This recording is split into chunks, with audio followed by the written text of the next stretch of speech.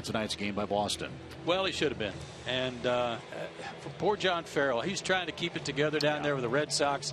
He's got guys that a lot of young guys that want to play. He's got some veterans that don't want to play and act like they don't want to play anyway. And they're on a losing streak, so he's on the hot seat, and it's too bad. Red Sox have lost 7 straight games on the road. They're in last in the American League's Eastern Division, 9 games behind Tampa Bay. So without Pablo Sandoval in the lineup, his Academy Sports and Outdoors lineup features Holt, Betts, and Ortiz. David Ortiz gets the start at first base for the Red Sox. Andy Ramirez is the cleanup man. Bogarts, De Aza, Shaw is just up again from the minor leagues. He'll be at third base. Sandy Leon catches. Buck Holtz will pitch against Braves ace Shelby Miller. Shelby makes his 14th start of the year. He's 5-2 with a 2.02 ERA. Going back to last season, 7-2 with a 1.88 ERA over 18 starts. Now that 7-win column has been there for a while, and that will lead us into his Ford keys for pitching success. Ford with EcoBoost, Fusion. His keys: how long for first 9? Now I'm talking about the first 9 hitters he faces. His last start, he didn't get a 3-up and 3-down inning until the 4th inning, so he's in the stretch a lot. The start before that, he had a 3-up, 3-down inning in the 1st, then didn't have another one until the 6th. So what in the world would happen if he got 9 up and 9 down? That would be great, wouldn't it? You bet. And 5 is enough. He's gone 5 starts without a win. He's had a lot of no decisions, 1 loss in there, so time for a W tonight. And look at the Braves defensive lineup, brought to you by CPI Security. There's a new name in the Braves lineup. It's Yuri Perez, who makes his season debut for Atlanta. He's in left field. Juan Uribe at third. Brzezinski back in harness behind the plate. And Shelby Miller is ready to go as he faces Brock Holt, the Boston leadoff man. No Pedroia, no Napoli, no Sandoval tonight for Boston. Let's see if Miller takes care of business and does so without much effort. Strike. 75 degrees. A 25-degree difference from about 4:30 here in Atlanta. And another strike. Brock Holt quickly behind 0-2. Top 2 hitters for the Red Sox have had great series. Holt is 7 for 12. Mookie Betts is 7 for 12 at the plate. You get them, you've got a good chance. Play. This has been where Holt has been the toughest, when he gets behind 0-2.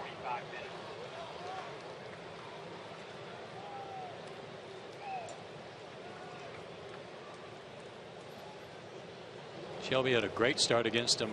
His only start against the Red Sox last year. He gave up 1 run and got a no decision. 7 innings, 4 hits, a walk, 4 strikeouts. That's tipped and caught by Brzezinski, and Brock Holt is struck out, and that's how our game starts.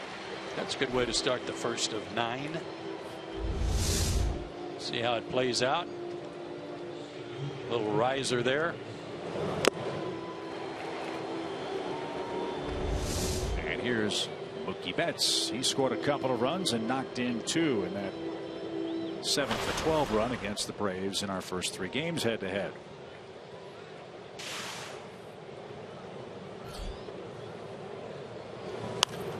Popped up, foul and out of play, and no chance for A.J. Brzezinski. When you've been outscored by 60 runs, as the Red Sox have been, quite obviously offense is a problem for you. The Boston club 8th in the American League in average. They're only 11th in runs scored, and for a club that values high on base percentages, they're only 7th in that category this season. Yeah, but you know what? They had more hits than anybody in the American League in the month of June. Yep. They're getting some hits. Not getting, obviously, as you said, not getting enough runs, so a lot of that goes onto the pitching. And hitting .237 with runners in scoring position. Buzz the tower inside, a ball and 2 strikes. Last 25 games, not good. And last 8, you're right, a high ERA. In the air to center, Maben on his way back, and he's got it. And Betts is retired for the 2nd out. Don't forget about the nitrogen. A lot of nitrogen in the air after a rain. Holds the ball up. Big cheer for David Ortiz, who is in the lineup and starting at first base today. Ortiz hitting .229.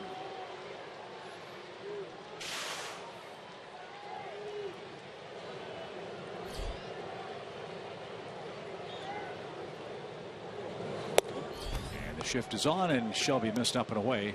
Ball one. This is the 66th game Ortiz has started in a National League ballpark. The Red Sox have won 45 of those games.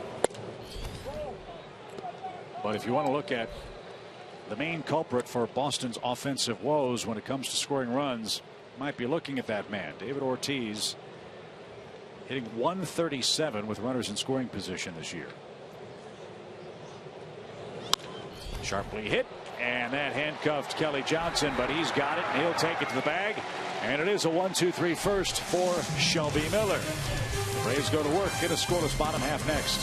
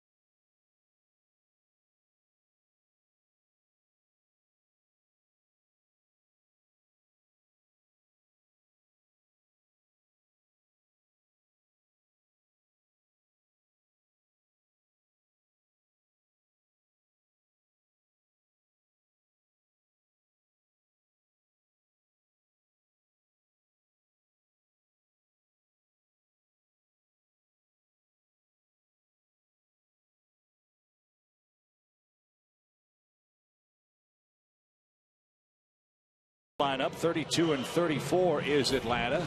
3.5 games off the pace in the National League East. Yuri Perez will make his season debut. He bats 8th on the Academy Sports and Outdoors lineup. No Freddie Freeman, as we told you. He's got the sore wrist. Might see him tonight, but more likely tomorrow at the earliest as the Braves take aim at Clay Buchholz. Take a look at these opponents' batting averages. .226 with them empty, and then all of a sudden things skyrocket when he has to work out of the stretch. So I would say for this guy with a .422 ERA, get somebody on and make him work out of the stretch and take your chances. First pitch swing, Jace Peterson rips it into the right field corner. He's on his way to second base. A first pitch double for Jace Peterson, who's taken a page or two out of Freddie Freeman's offensive playbook. Yeah, he's tearing it up on the first pitch of the game. Back-to-back leadoff doubles for him. This one he pulls, fastball down the middle. Buchholz in the low 90s with an excellent cutter, changeup, and a curveball.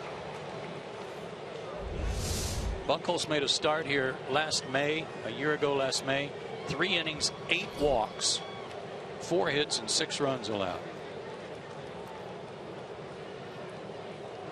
So this is a fun matchup. Cameron Maybin leads all hitters in batting average with runners in scoring position. Clay Buchholz has given up an ungodly .418 batting average with runners in scoring position. Yeah, we just put those numbers up. He said get him in the stretch. I didn't know it would come after the first pitch. Let's see if the Braves can cash in the first chance tonight. 1 ball, no strikes for Maybin, who's knocked in 33 runs. Bouncy ball toward third. And Shaw makes the play. And there's out number 1.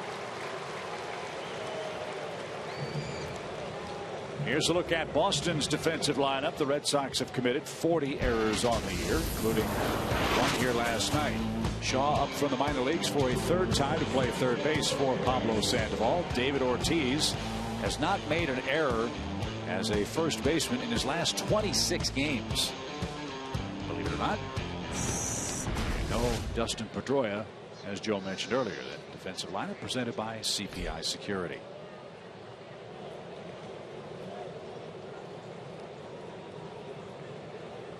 Of all the Braves hitters, Nick Markakis has seen Buchholz the most.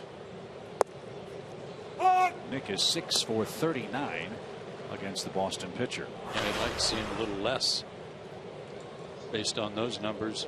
But the second straight game that Peterson's led off, second straight game that Maben has been unable to move him over.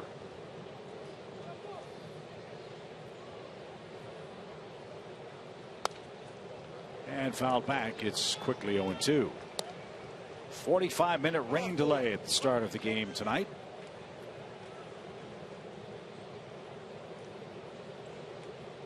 Neither pitcher had begun to warm up, though, so that was good for them. That side of it was good for them.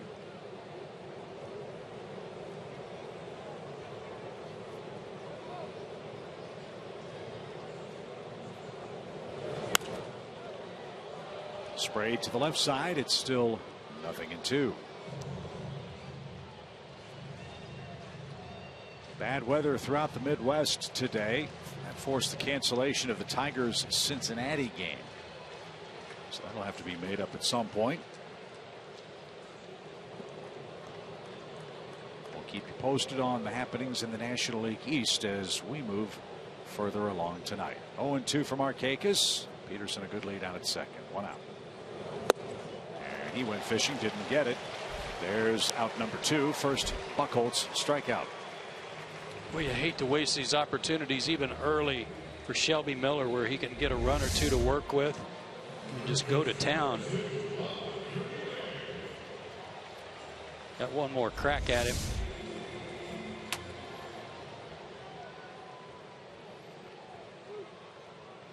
Uribe's hit .343 since putting on a Braves uniform.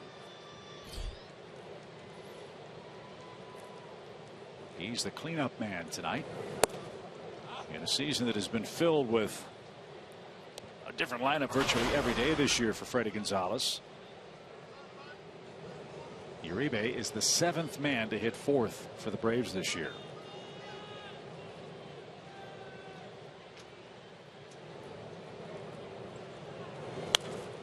Launched out of play, even count, 1 ball, 1 strike. Buchholz's last start was against Toronto at home. No decision. They lost the game 5-4. He went 6 innings, 8 hits, 4 runs in that one. Last year spent a stint on the DL, missed a month with a bad knee. Was 8-11 with a 5+ ERA last season.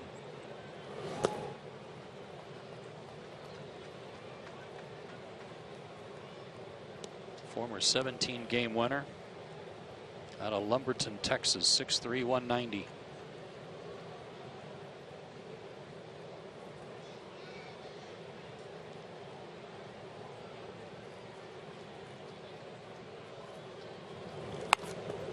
Squib toward shallow center. Charging hard is Mookie Betts, and he gets there. And that retires the side. The Braves got a leadoff double, could not advance, could not score. Jace Peterson.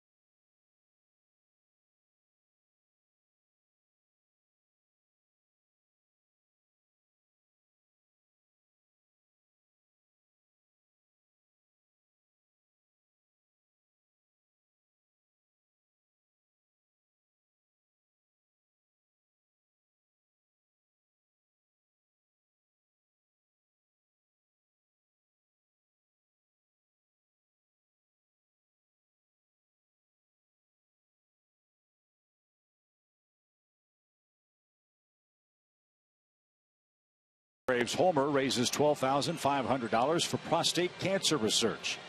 You can make a pledge by going online to homerunchallenge.org. The Braves have hit 41 home runs this year, and the high man in tonight's lineup is Kelly Johnson, who has hit 6. That, of course, because Freddie Freeman is out with injury.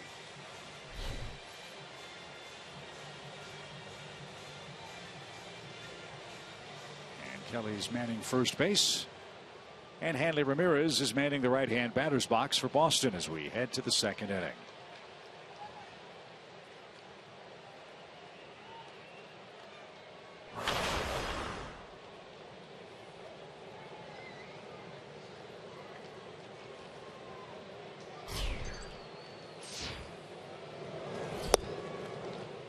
There's a strike.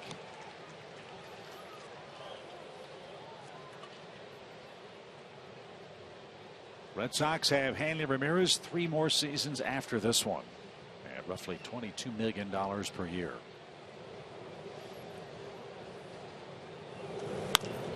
And that's down the right field line, headed for the tarp. Hey, nice barehanded attempt.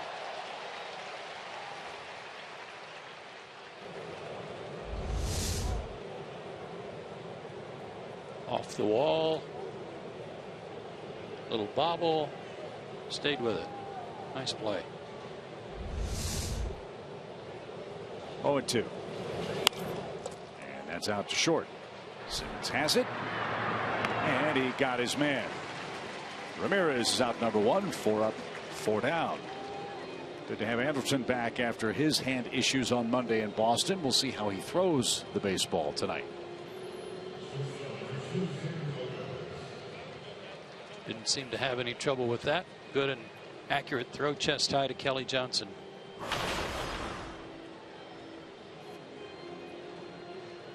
I've been impressed with this guy, getting to see him 4 straight days. Xander Bogaerts, a good player.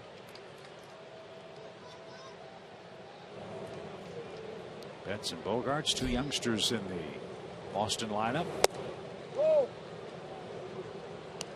And he's hit .288 this year. He's knocked in 26 runs.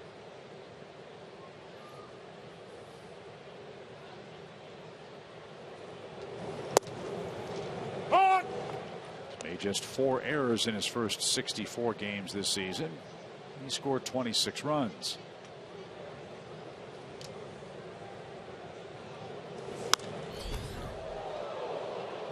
That's line past the Braves dugout foul. 1 ball, 2 strikes.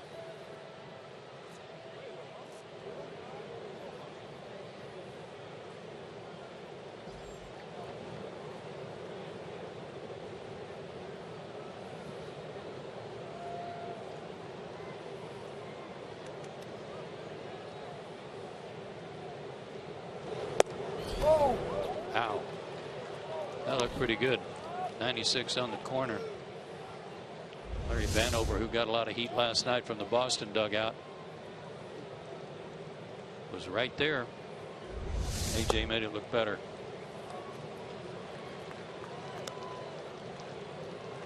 Full count.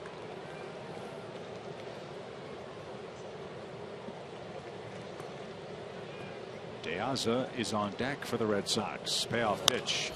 High hopper. Simmons charged. Got the big bounce. And got Bogaerts. And here is De Aza.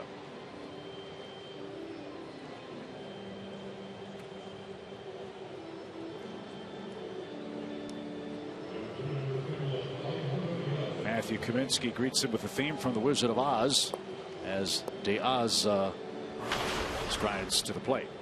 Matthew's pretty creative. Boston acquired this man on June 3rd. He was added to the roster June 4th. He was with the Orioles, and Simmons a chance to tie a record held by Manning. 3 assists, and it's 6 up, 6 down for Shelby Miller.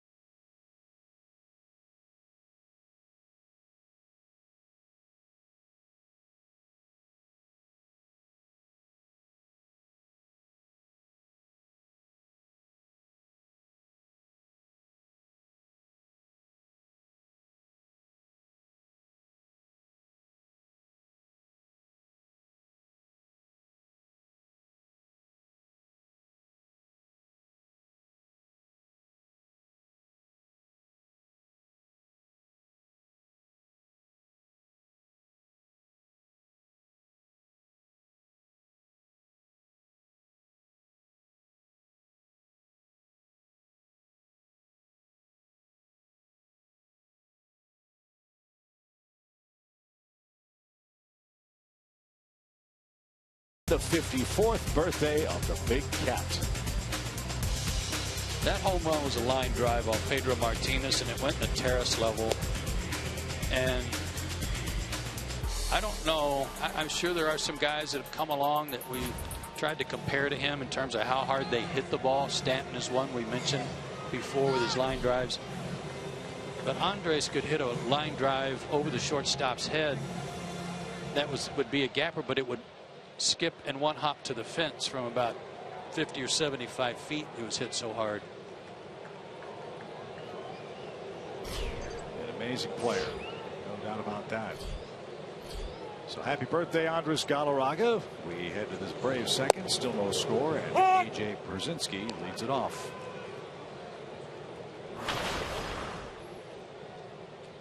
A.J.'s 6 for 12 against Buchholz, and has a couple of hits, a couple of RBIs in the series. He was fooled with that pitch.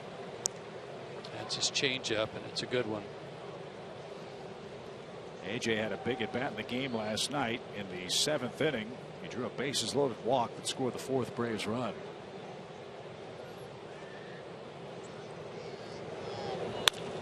And pulled foul past David Ortiz. It's still 0-2.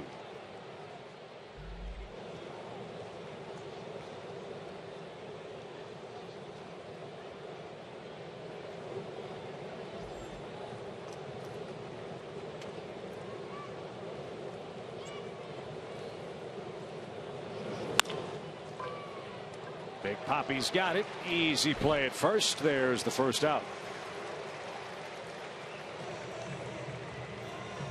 Now we'll see how Andrelton Simmons swings the bat. He's had no trouble throwing the baseball. Remember, it was his right hand that got pinched when he showed butt, pulled the bat back up in Boston, and he got hit on the right fingers. X-rays were taken. Obviously, there are no fractures. The hand was swollen for a day or two, but he's good to go tonight. And Buchholz gets ahead. And what about the job Siriaco did in his absence? Pedro played great.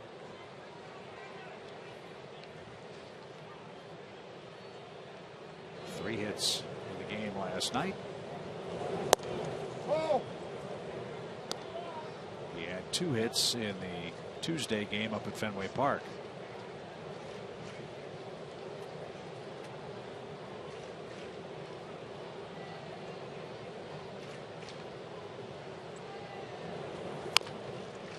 Slowly hit up the middle. Bogaerts charges and makes a nice play.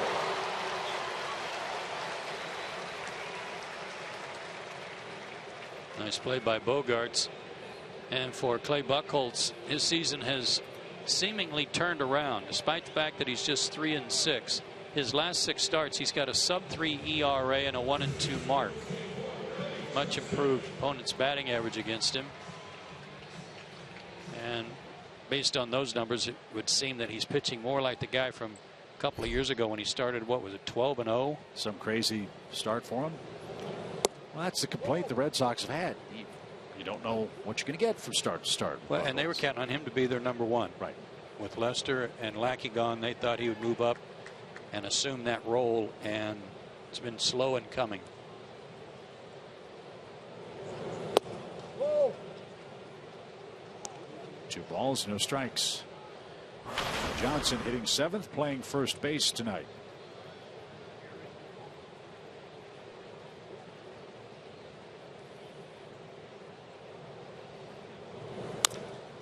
To second, and a high hop, and a throw to first in time. 3 ground outs off the arm of Mr. Buchholz, and we go to the top of the 3rd. 0-0.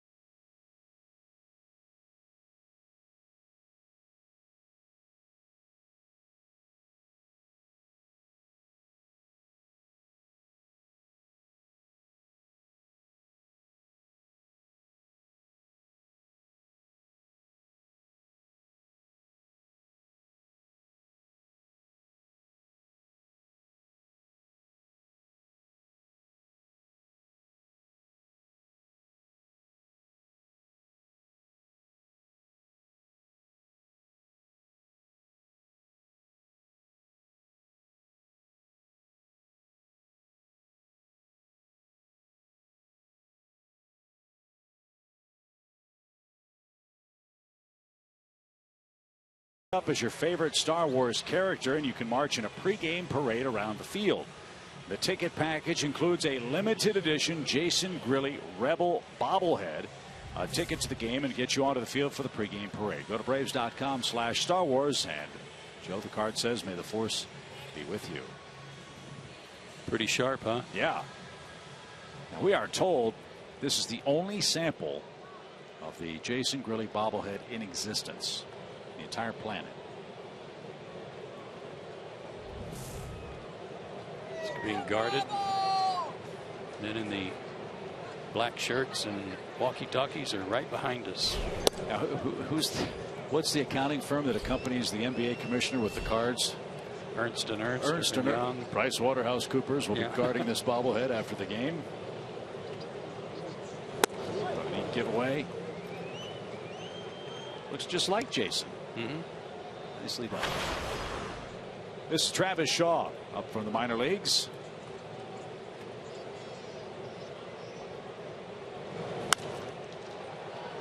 And it's hit high in the air toward left. Yuri Perez will get chase, but he had to play. Remember Jeff Shaw?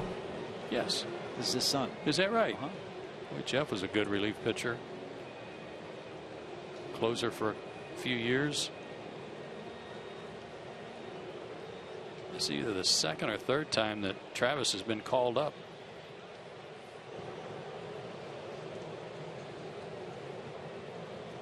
He hit .259 with Pawtucket. 2 balls, 2 strikes. He was a 9th round pick by the Red Sox in 2011.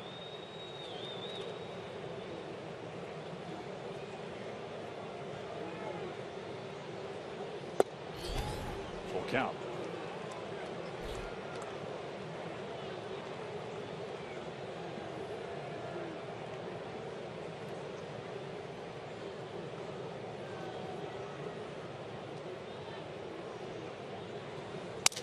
Broken back.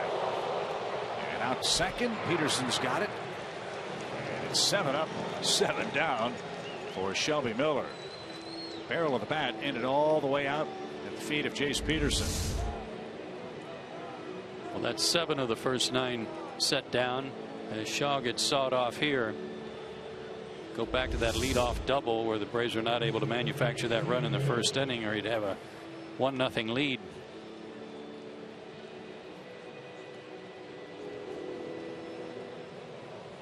Shelby has excellent stuff so far. Let's see if it continues with Sandy Leon up there. He's the Boston catcher.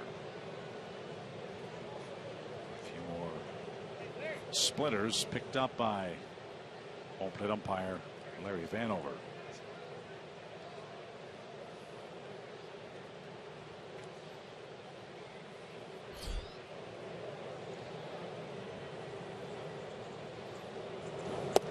Whoa. 1 ball, no strikes.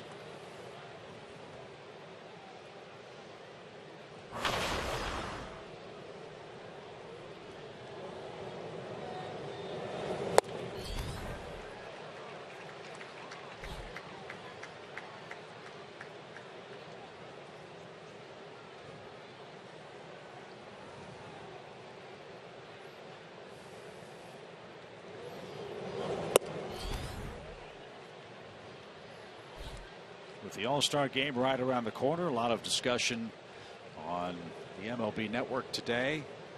Who will be on the All-Star team representing the Braves?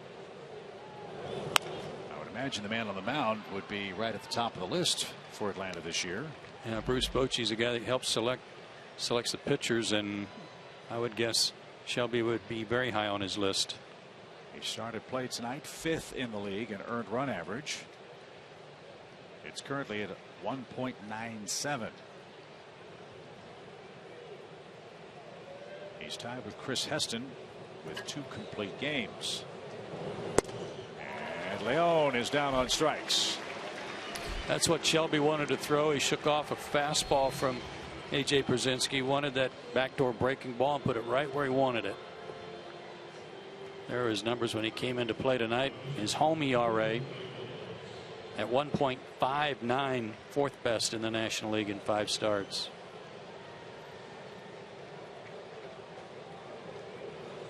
So Clay Buchholz bats. Swing and a miss. Red Sox pitchers have been respectable at the plate in interleague play this year. They've got 3 hits and 2 RBIs. This is Buchholz's 9th major league at bat. It's 0-2 very quickly.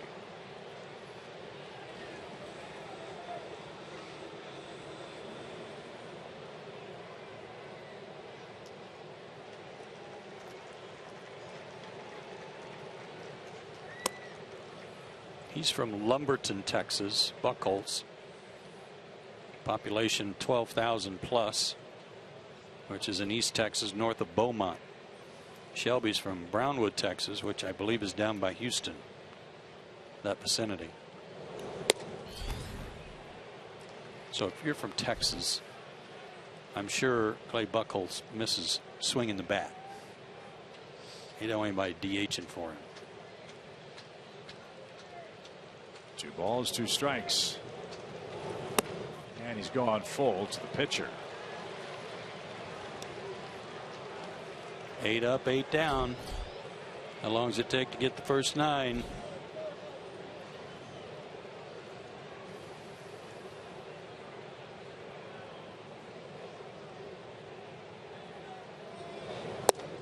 At the knees, strike 3 called. 9 up, 9 down. Joe's 4 keys right on target. So is Shelby Miller with 3 perfect innings so far.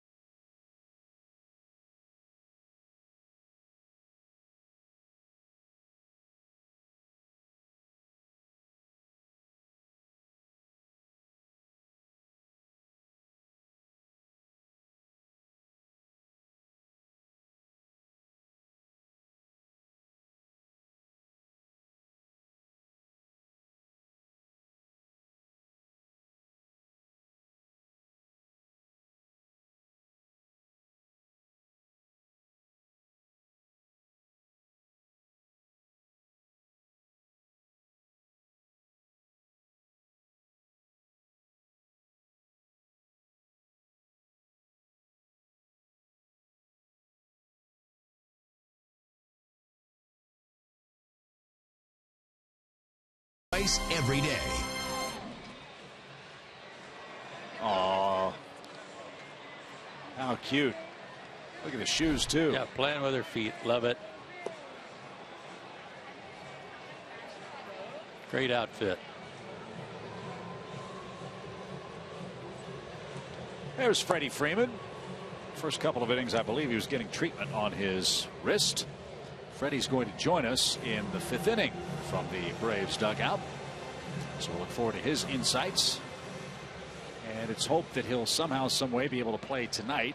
If he can, that would extend his longest active consecutive games played streak. Kyle Seager of Seattle is next in line if Freddie doesn't go. This is Yuri Perez. And he pops up the first pitch. Brock Holt drifts out. He says he's got it. He gives way. Nice grab and nice communication with De Aza, who makes the grab for out number 1. The number 14 was pretty lucky for Daniel Castro offensively last night. He went 1 for 1, put together a pretty good at bat. In fact, a beautiful at bat on a hit and run. So maybe number 14 will be lucky for Yuri Perez tonight.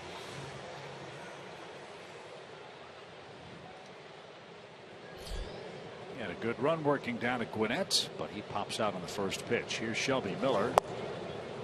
And he takes a strike at the knees. It's 0-1.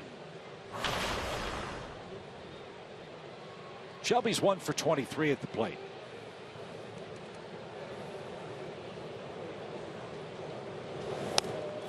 And that's back to the screen and out of play. It's 0-2.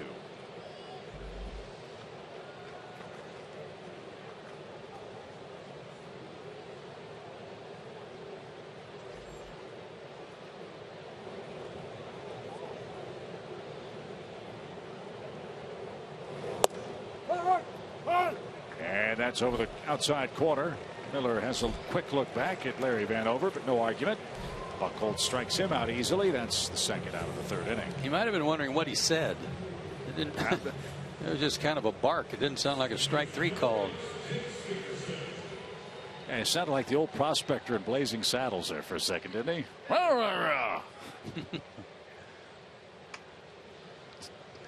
2 outs. Here's Jace Peterson.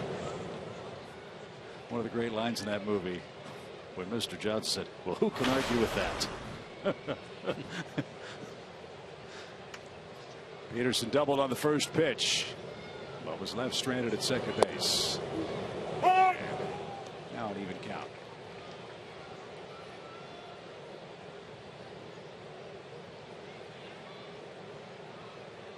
So far tonight, Boston's getting the good Clay Buchholz.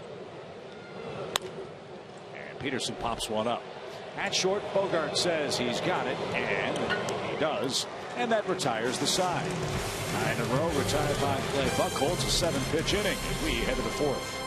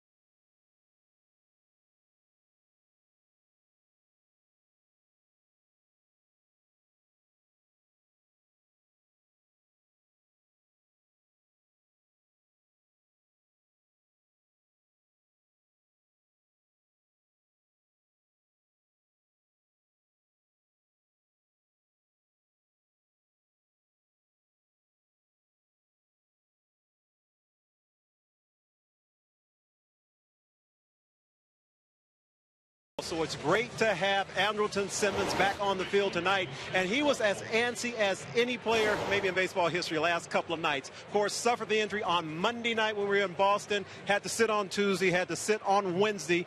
But when you talk to him, and you know there's a boyish charm about Simba. Simba says, I'm listening to the doctors, but I want to play right now. I'm ready to play right now. Can I go play right now? Well, it is finally here. It's Thursday night. He gets a chance to play right now. Simply the NL's best statistically fielding shortstop at a .988 fielding percentage, Chip. And perfect 3 for 3 tonight defensively, Andre. Thank you. Simmons had 3 assists in the second inning. And Shelby Miller back to work. He set down the first 9 Red Sox in order. Brock Holt leading off at second base again. I think, Joe, the Red Sox are very concerned about Dustin Pedroia. He's been in and out of the lineup quite a bit of late with that troublesome knee. And the way he likes to play, I mean, and as hard as he plays every single out, you've got to make sure that you're not hurting him by running him back out there. Fly ball, well hit center. Maben on the run, still going. He can't get there. He slams into the fence, and Holt is on his way to third base, and he will be stopped there. Cameron Maben slammed into the center field wall. He's shaken up. And Brock Holt leads off the inning with a triple.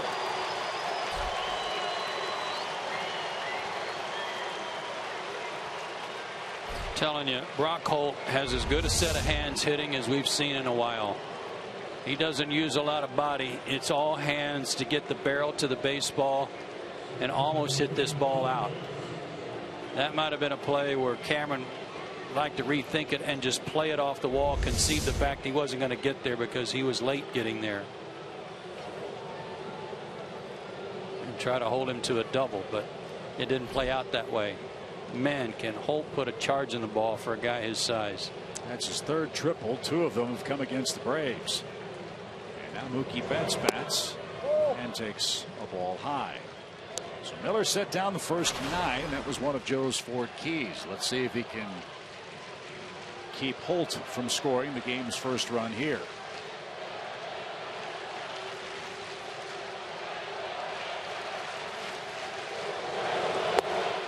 There are a lot of Red Sox fans in the ballpark. Tons.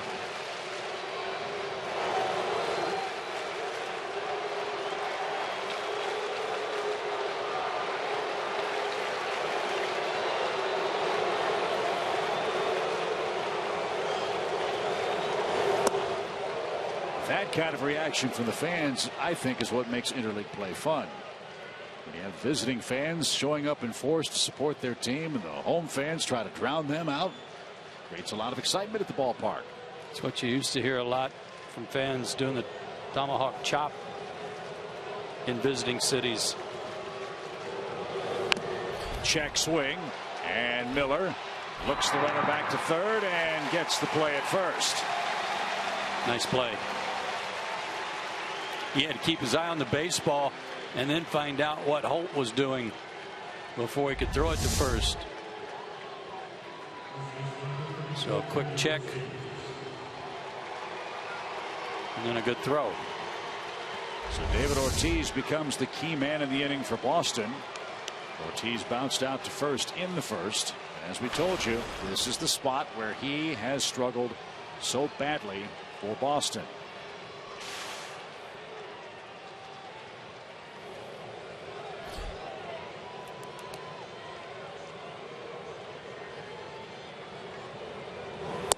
Way high.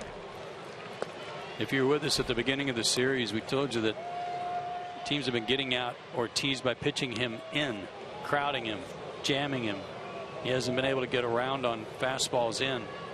But lately, his last couple of 3 games, he's hit a few homers by getting to that ball a little quicker, by cheating, by opening up, stepping in the bucket a little bit, getting his swing started sooner. So, Joe, if that's in the scouting report that he is cheating, how does a pitcher counteract that? You got to still challenge him. I mean, as hard as Shelby throws, you got to still see if he can handle that pitch in there. This particular at bat, I'm not sure if that's where you want to go. They're throwing him some breaking balls and some good ones. Ortiz thought that was up and away, and he turns to argue.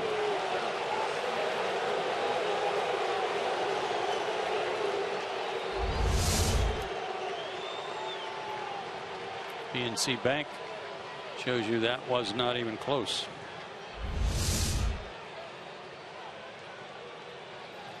Now the infield coming in on that shift. He's behind in the count.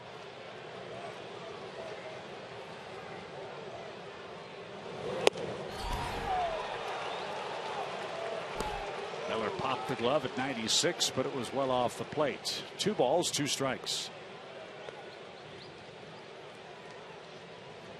What they'd love to have happen here is throw him a backdoor breaking ball or something down off speed and have him roll over it and pull it to one of those 3 infielders.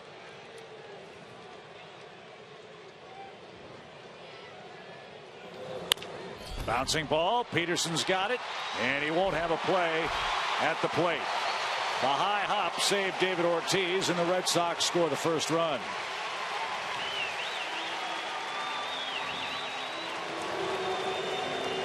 Shelby throws down the rousing bag, kicks it because he got what he wanted. He can't control this bounce.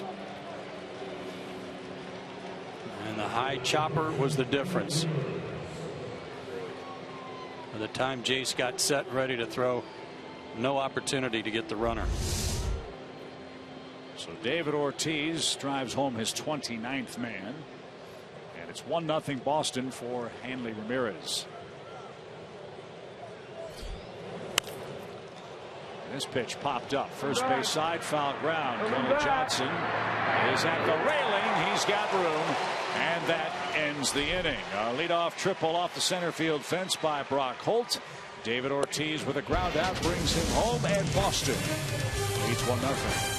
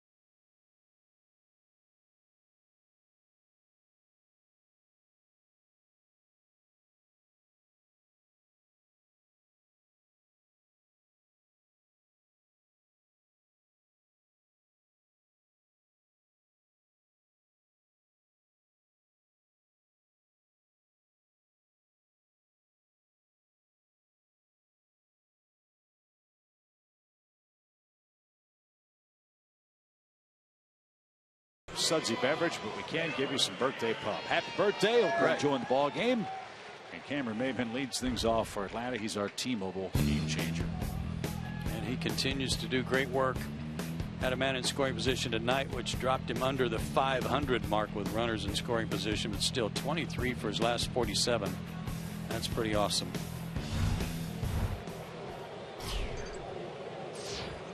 Maybin bounced down to third his first time up, and he showed bunt and took a strike.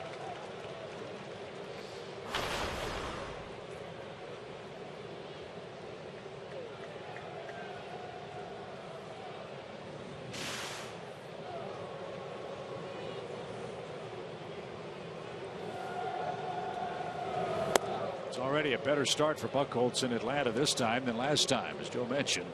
3 innings and an unbelievable 8 walks against the Braves here on May 26th last year.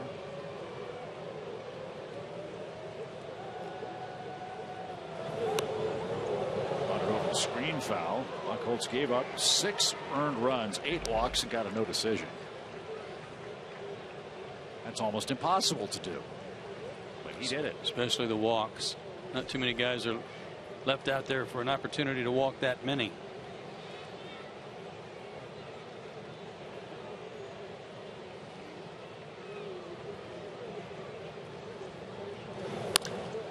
Wide over short.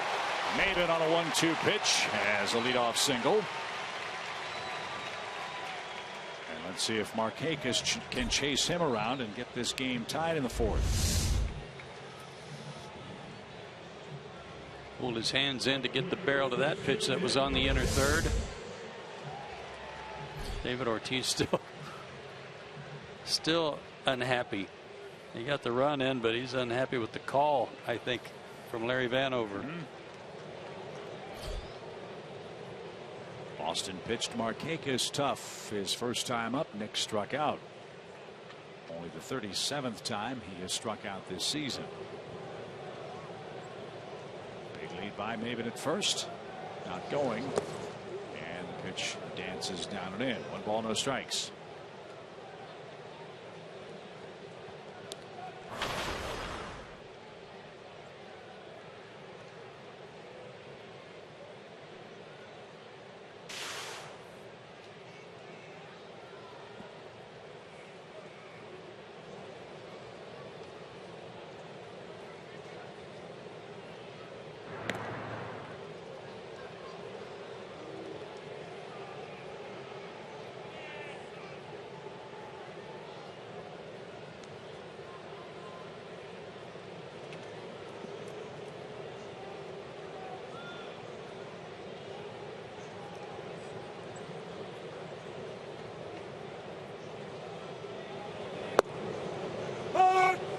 Knee high strike outside corner. 1 ball, 1 strike.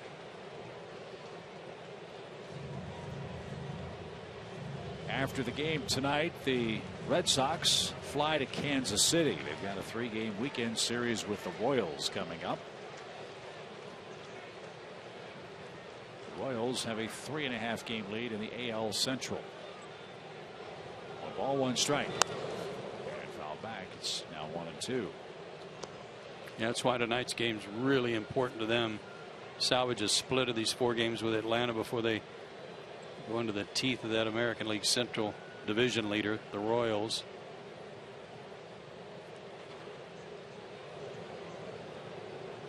I feel bad for John Farrell. I really do. It's not like all of a sudden this year he got dumb. Won a world championship 2 years ago. When you got guys doing whatever Sandoval was doing yesterday on Instagram. You got 2 other guys taking batting practice yesterday with aluminum bats. I don't know what he's supposed to do. 1 ball, 2 strikes. Bouncing ball towards short, and Bogarts will take care of that himself. It's a double play off the bat of Markakis. 2 outs. And I would assume, Joe, that the most troublesome aspect of that is these are supposed to be the leaders of the Red Sox club. These are veteran guys, big money guys who've been signed to long-term deals. And maybe the bigger picture is what kind of an effect will that have on young players like Mookie Betts, like Xander Bogaerts, and like Jackie Bradley Jr., who right now is hitting the cover off the ball to AAA. They went worst to first to worst over a 3-year span. And when they went worst to first, one of the key ingredients was the fact that they brought in good people who are hard-nosed people like Johnny Gomes, David Ross, and the like, Napoli, and they were leaders on the team that helped get them to the World Series. Right now it's not clicking, but Buckles is. He leads 1-0.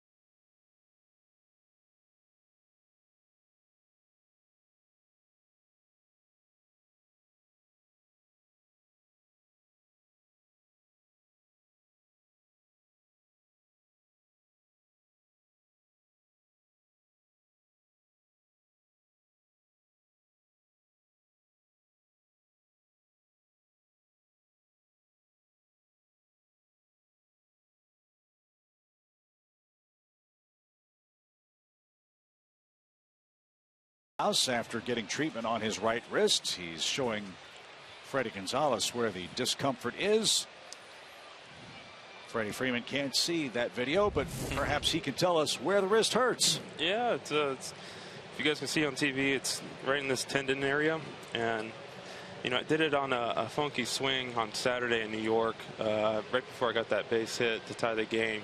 It was a 3-2 changeup left on left, and it started outside and coming back to the outside part of the plate, and I was just trying to foul it off. And if anybody's seen that video, it's a really funky, weird swing, and you know, it just kind of shot into pain immediately. And then obviously the next pitch I swung, got the hit, and then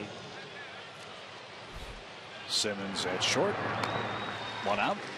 Got the first, and it wasn't going away. And then I tried to throw a baseball in that half inning when we had to play defense, and I couldn't really throw a baseball. It was just kind of pushing it, and it just kind of got worse. And then of course we got up again, and I just swung at the first pitch trying to get out, and I wasn't going to play on Sunday. But like I said yesterday in the media, I'm kind of stubborn and want to play every single day. It takes a lot for me to come out of a lineup, so I talked my way into it. And knowing that I had 7 games till the off day on Monday, I was just going to try and make it to the off day to get a shot after the Sunday game with the day off, and hopefully play Tuesday in Washington. But obviously I couldn't make it. I was ending up just hurting the team in more ways than helping the team. Yeah, well, we didn't notice that. I mean, you noticed that, and you were talking to us before the game about not being able to get to some pitches that you're accustomed to getting to because your wrist wasn't strong enough to do that. But it certainly didn't show up. Yeah, exactly. It wasn't that obvious to us. Yeah, there's some pitches that I would be able to get to, and when I was coming through the zone, my wrist would have an instant pain, and I would lose the barrel coming through the zone, and it would become a swing and miss or just a foul off. So, and those were on hitters' pitches where I was looking for heaters like 2-0, 3-1. And even yesterday in the game, before I came out of the game, I think it was my first at bat second at bat, I had a 3-0 heater that I was swinging at, and I fouled it off to the left side. I just couldn't get there. And that was kind of a telltale sign that if I can't help the team and swing at 3-0 and have a good swing at it, I just need to come out. This is Alejandro De Aza. And he shoots one into right center field for a base hit for Boston. And he'll slam on the brakes and stop at first as the throw backed up by Juan Uribe. Freddie, I want to ask you about the Braves offense. You read the same stuff we read all spring training. The Braves are going to have trouble scoring runs. Who's going to protect Freddie Freeman? How is Atlanta going to do much offensively this year? I think that's one of the best stories in baseball, which you guys have been able to accomplish as an offensive group, considering the power that was traded away by the ball club this offseason. Do you feel that way? I do. We heard all the rumblings, and obviously as a baseball team, as an offense, you don't really want to talk about much of that. You just want to put that on your shoulders, get a little chip on your shoulder, and go out there and prove everybody wrong. And I think that was evident in spring training. We didn't strike out a lot. We put the ball in play. We put pressure on the defense, and we've been able to carry that over through the first 60-65 games so far in the season. And even if we do get down early, we're still coming back. We chip away, and give us a chance to win. Personally, Freddie, you've got this long streak working of consecutive games played.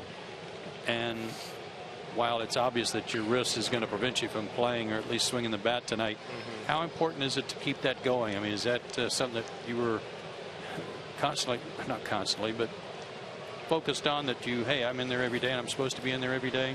That's what I took upon myself. I mean, obviously no one's probably going to break Cal Ripken Jr.'s record. I think that's a record that's going to stand. But personally, as an everyday guy, you don't come to the yard to expect the day off. I want to play every single day. I want to help this team win.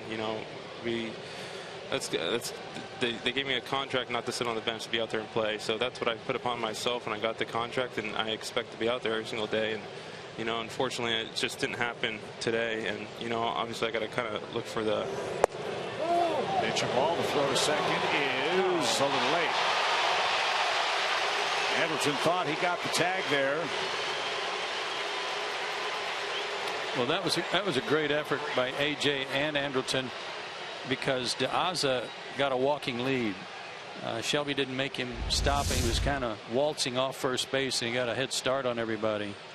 But he did get in there. So that's a stolen base for De Aza, his third of the season. And Freddie, with your consecutive games played streak, I'm sure you appreciate the history of the game. You're about 1/9 of the way to Cal Ripken Jr. I mean, it's incredible. Didn't even make a dent. Right? And I feel like I've been out there every day for 10 years pretty much. Right? Yeah. It's just one of those things that I took upon myself and wanted to be out there every single day. And unfortunately, it just didn't happen today. And, we do have a great backups and guys that are on the bench that have been able to come in and fill in perfectly. We saw that with Siriaco last night, who came in huge. Yeah. Now we have Kelly at first and Uri in left. It's just, that's kind of, I think during the course of the season, you need guys, bench guys, or guys that get called up from AAA or the minor leagues to affect about between 5 to 15 games during the course of the year on the winning side for us to have a good season, and that's what's been going on so far. Now you should know that in Ripken's streak, there was a game in Baltimore where he had a bad ankle, high ankle sprain, and suddenly that night they had a power outage. They didn't play the game. I was trying to get this rain to keep going. That's where I was headed.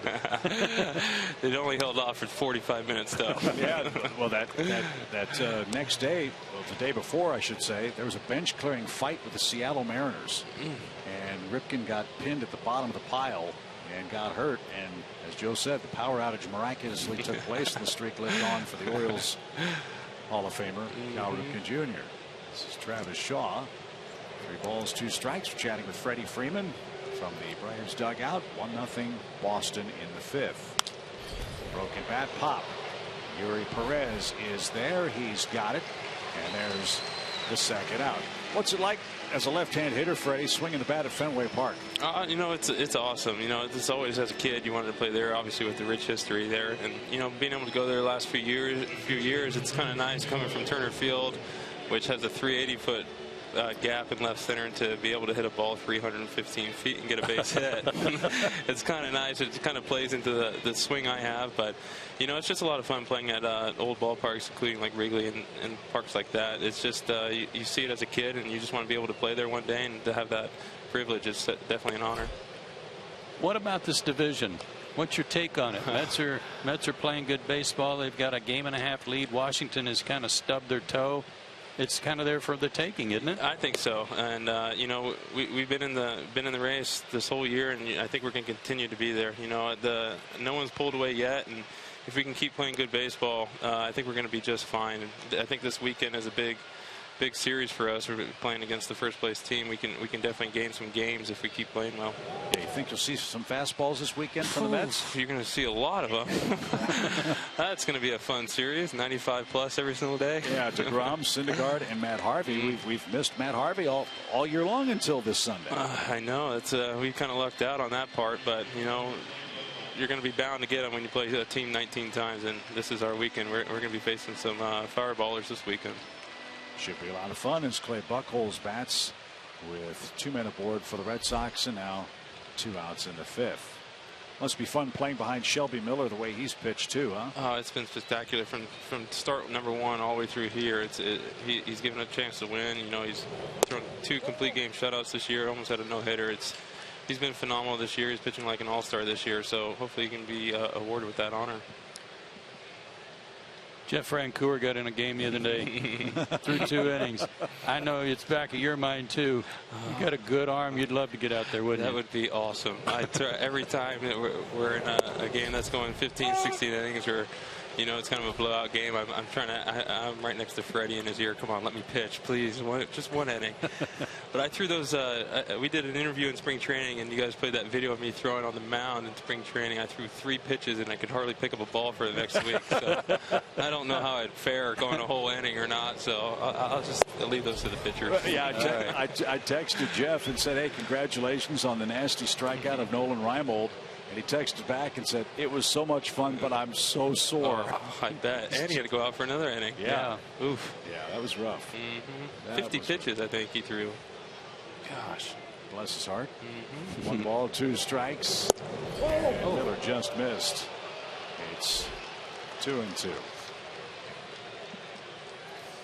1-0 Boston. Braves will have A.J. Brzezinski leading off the inning after Shelby takes care of the Red Sox pitcher. 9 o'clock in Atlanta. And that just missed. Now A.J. Brzezinski looks back at Larry Vanover. I thought he said strike. I must have heard somebody else. I thought he called it. It's right down the middle. Oh my God! Knee high right down the middle.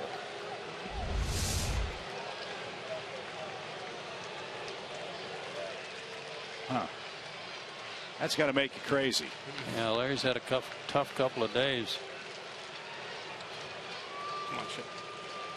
Full count pitch. Runners go. And popped out of play. Now, Freddie, when a catcher politics for a call like that with the umpire. Do you as a hitter have a chance to say anything, and if so, do you? I try to stay out of it, because most of the time they don't like to get shown up as an umpire. So if the catcher's saying something and obviously making a little tiffy, maybe I'll get another call if I keep quiet. And that's what I try and do. I'm not a guy that really talks to the umpire much unless it's warranted in a big situation. Obviously, I'll maybe say a few words, but try and get an extra call. Maybe here might go my way. That's an art form, though, isn't it? And it's got to be hard for you to control your tongue, as it were. It definitely is. Especially when you pretty much know it was a ball. It's definitely hard. But on the strike call too, like a pitch like that, as a hitter, you get a ball call and it's clearly a strike. That's where you can maybe gain an advantage. Maybe in the 6th, 7th inning when it's a bigger situation with guys in the scoring position, maybe you can get a call, you go your way again without saying anything. Well, the ripple effect of that missed pitch are a few extra for Shelby Miller on a hot night. Exactly. And Buchholz making him work. I had an umpire tell me one time on a situation just like that, Freddie. The catcher complained about the call, and the umpire had called it a ball, and the umpire then said, "Joe, that was a pretty good pitch." I said, "Thank you. At least I'll know next time I better swing it."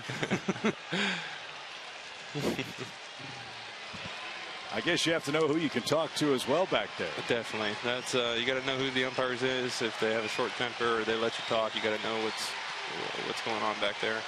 Come on, Joe. Oh, of course.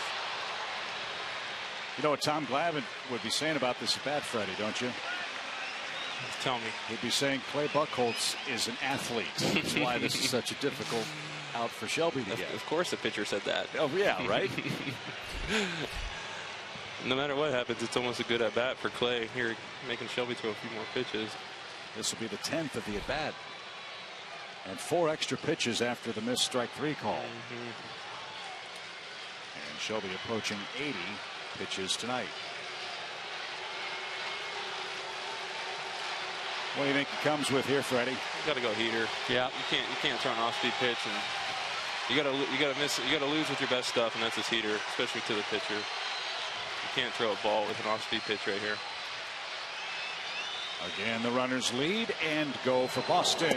Yeah, he struck him out. Freddie, as always, we appreciate your time, man. Get well soon. Hope to see you in the lineup tomorrow night. I appreciate it, guys. Thank you, Freddie. Freddie Freeman, great Braves first baseman, joined us here in the 5th. Miller's out of trouble and trails 1-0.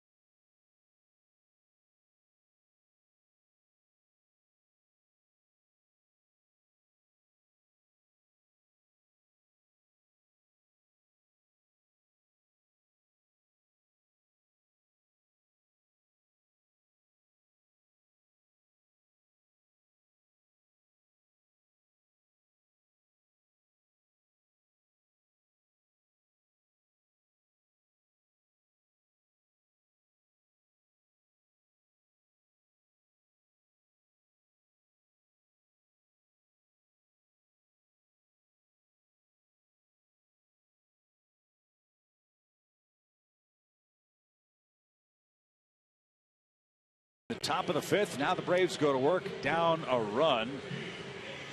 Clay Buchholz has shut us out on 2 hits, and that's been unlike the Braves offense over the last couple of weeks. That's our Georgia Lottery hitting the jackpot feature.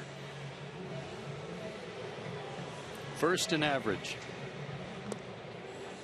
3rd in RBIs. Are getting clutch hits.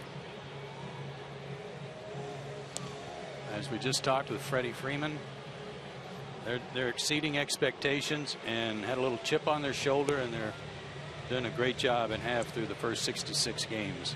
Is that the biggest surprise for you with this club? Yes. Yes. I think we were all very concerned about the offense. Yes.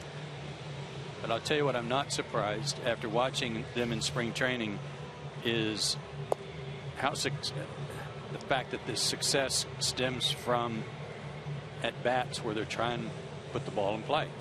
I mean, that was an approach, that was a mindset from the get-go in spring training, and they've carried that into the season to put the ball in play, and good things can happen. They continue to do that. And that man has been a wonderful offensive addition for the Braves ball club. And really the antithesis of the way the team was put together last year. Nick Markakis, the cleanup hitter, before tonight. No homers, but a high on base percentage, a lot of walks, and big hits to all fields for Atlanta. Let's see if they can put something together here in the home fifth with A.J. Przinsky, Andrelton Simmons, and Kelly Johnson coming up.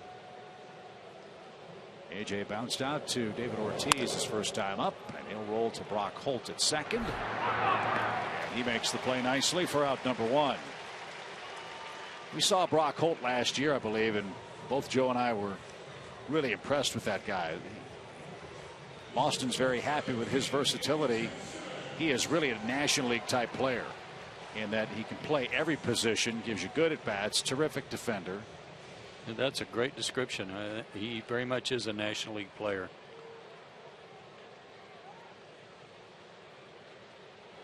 And with Pedroia out, they haven't missed a beat with him playing second base. Here's Simmons, and scorched back out of play toward us. And you think of where he came from the Pirates, and they've got Josh Harrison, who's a very good utility player. They got Neil Walker at second base. Makes you wonder where he might be if he were still in the Pirates organization.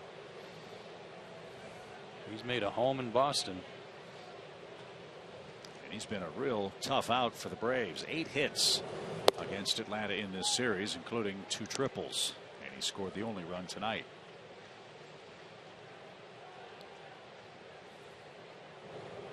Been 2 fly ball outs, and both of them were shallow. One to center, one to right.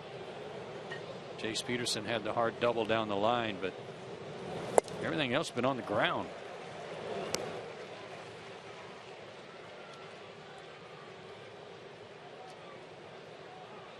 Their first 14 at bats, 9 of the at bats have been 3 pitches or less for Buchholz. He's been very, very good tonight. And that skips up there, even count, 2 balls, 2 strikes. Yeah, 43 pitches. Well, we've got good news in Toronto. They're in the 7th inning, and the Blue Jays have scored 7 more runs against the Mets. It's 7-0 Toronto. They are rolling. Glad we don't have to play them anymore. 2-2 pitch. Bouncing ball left side. Nice play by Shaw. Long throw to first, and he got his man. Beautiful play at third base. Robs Andrelton Simmons for a second time. Yeah, good play by Bogaerts in the 2nd inning, and now Shaw with an in-between hop. Outstanding play.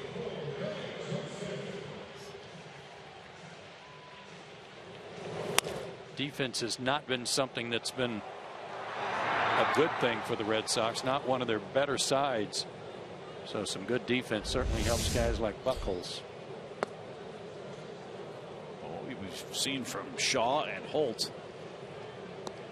More so in the case of Shaw, already a lot more nimble than Pablo Sandoval at third base. I don't think Pablo makes that play. Well, we'll never know. Here's Kelly Johnson, right back where it came from, and Buchholz had to skip out of the way. That was a rope, and a 2-out single for Kelly. He's lucky to get out of the way of that. Buchholz, a pretty slender guy, and he's fortunate he didn't get that right leg down in the path of that one.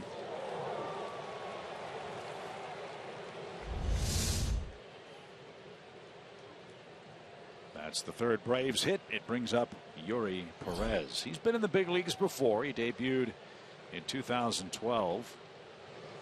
Atlanta got him out of the Yankees system. Talked with manager Joe Girardi about Yuri Perez during our spring training game against the Yankees in Orlando. He likes this kid a lot. He thinks he's got a chance to be a pretty good player in the big leagues if he can get playing time. Well, he was hitting .296 at Gwinnett, a couple of homers, but he was leading the International League in stolen bases. So if you just get him on, he can go. 28 stolen bases. And in his big league career, he's 5 for 5. So he has a nice skill set.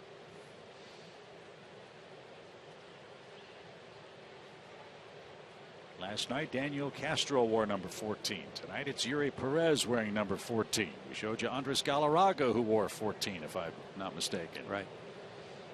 Maybe that'll be the lucky number for Atlanta tonight. High hopper. Tricky hop. Flip to second is in time. And that will take care of Atlanta in the 5th inning. Top of the order coming up for the Red Sox, who lead Shelby Miller by a run.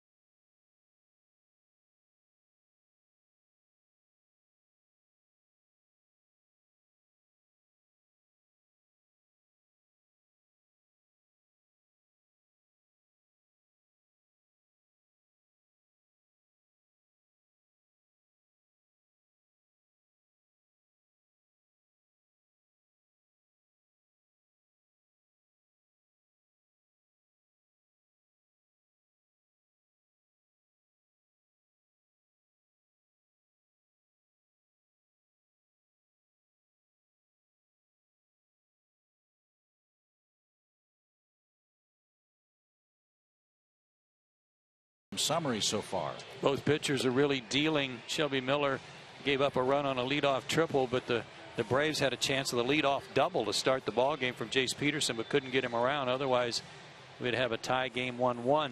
Clay Buchholz, a lot of ground ball outs.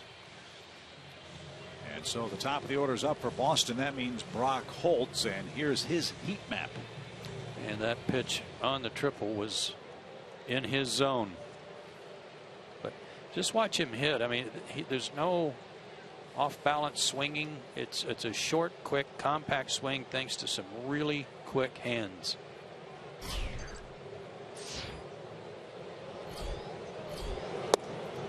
Took a strike. His head stays still. Short stride. We've been bragging on him a lot, but rightfully so.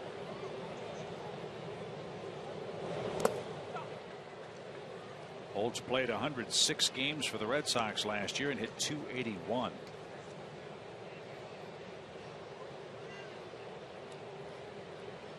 Joe mentioned he's out of Rice University, lives in Stephenville, Texas. He's behind 1-2. They have gotten him to chase up there. You know, that pitch that he hit for a triple was a fastball that was probably belt high, but letter high, he's had a little trouble laying off that pitch, and he's not connected.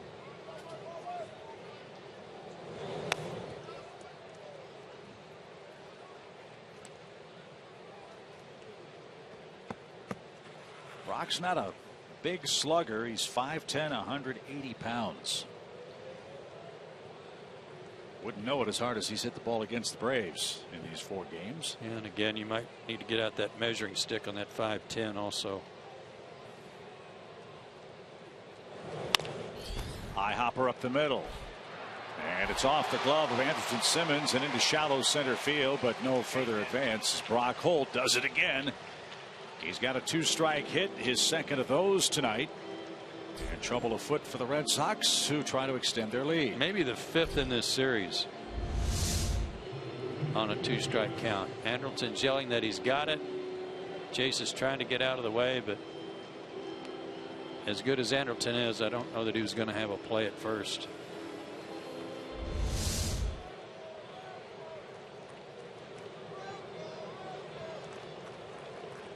So Mookie Betts bats. Star at John Overton High School in Tennessee. And he pops this one up. Not sure if Brzezinski ever saw it. Uribe did. And he dropped it. That's a foul ball. So Brock Holt will have to head back to first. That's an error.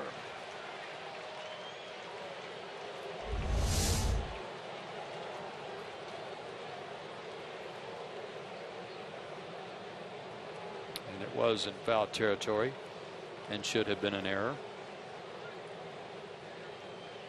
It's another one of those where the defender blocked his own vision of the baseball, the last foot or so of the baseball coming to him. Coming straight down. It's kind of hard to catch the ball off to the side, but if you put your glove right in front of your eyes, you're not sure when it's going to hit the pocket.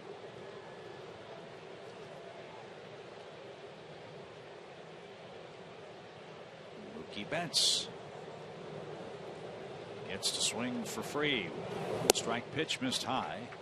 It's an even count. He was a 5th-round pick by Boston in 2011. He jumped from Double-A to the big leagues and debuted at the ripe old age of 21.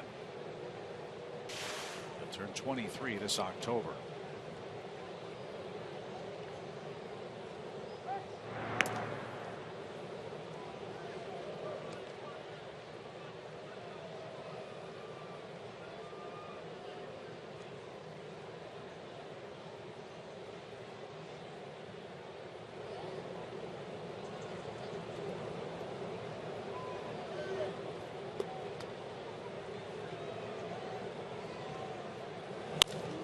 Line down the left field line. That's in for a hit.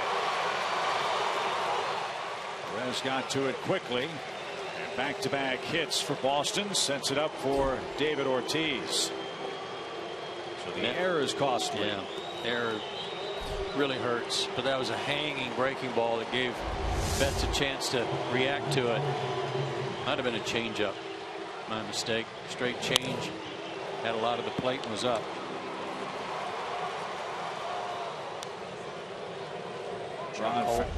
John Farrell and the Red Sox trainer headed out to second base. He was trying to wave him off. Was Brock Holt.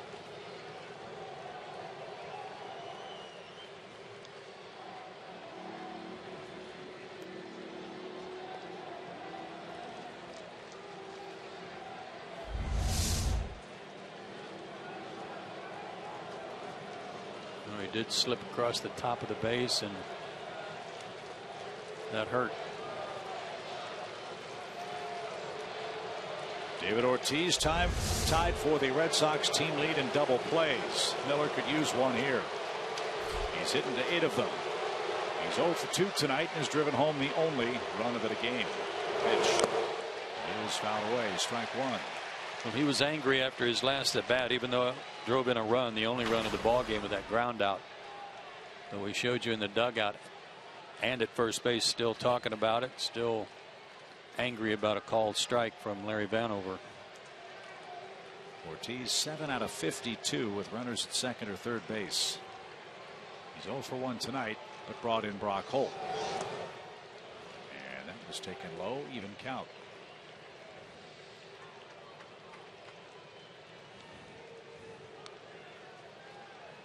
Good news in Washington. Tampa Bay's taken a 5-3 lead over the Nationals. Bryce Harper hurt his knee tonight. Don't know how severely.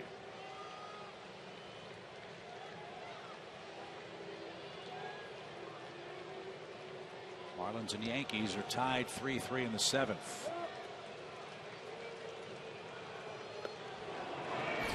Action Marlins in the Braves bullpen. Dana Eveland begins to loosen. Miller about to make his 90th pitch. He got the first 9 Red Sox hitters in order. Since then, he's had to battle quite a bit. 1-1.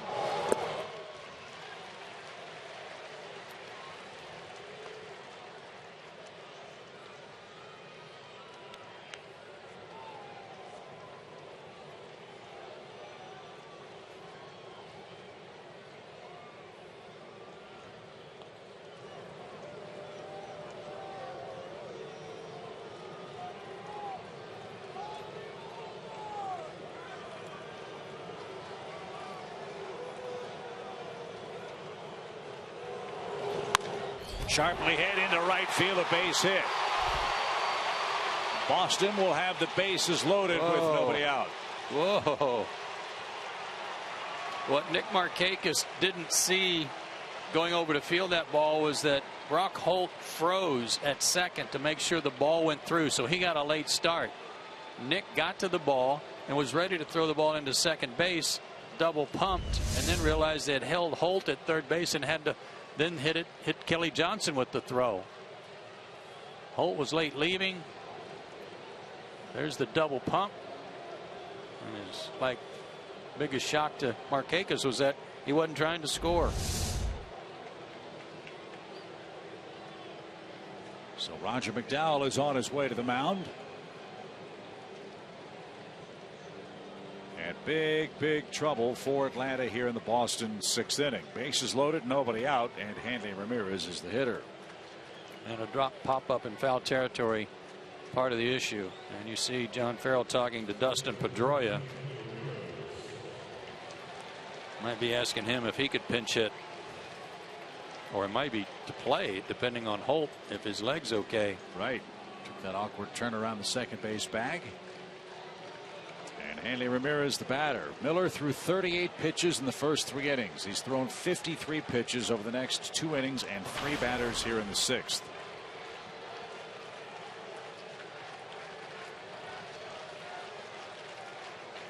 Hanley Ramirez has also hit into 8 double plays. He's 0 for 2 tonight. AJ tried to steal a strike. Couldn't. Ball 1.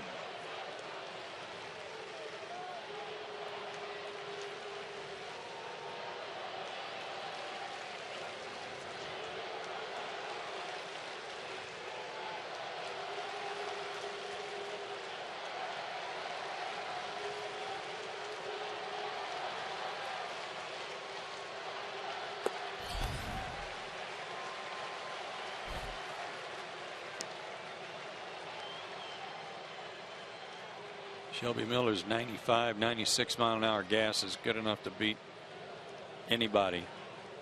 But when the count is 2-0 and the bases are loaded and you got a guy up there who can hit like Ramirez, that shifts the advantage. Ardsma has joined Eveland in the Braves pen.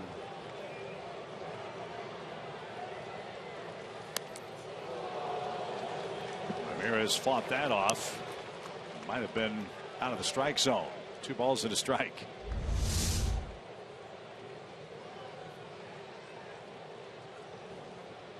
See, he was gearing up for that fastball. He was cheating a little bit to get started and then couldn't stop.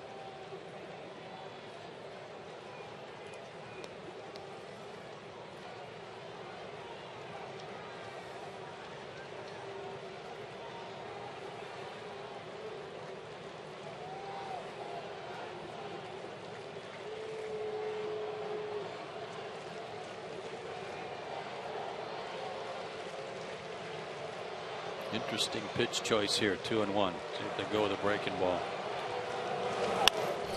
It's line foul. Stayed with a fastball and he couldn't get around on it. But just late.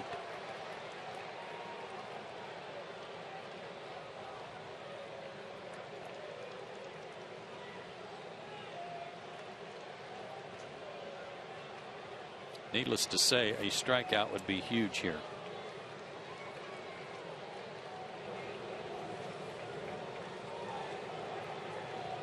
Shelby's a pitch away from accomplishing that.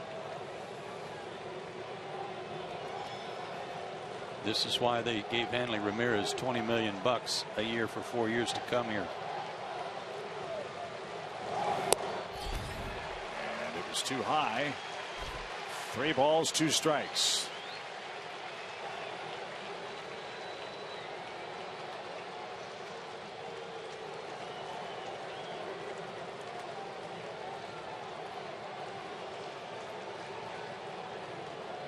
All fastballs so far.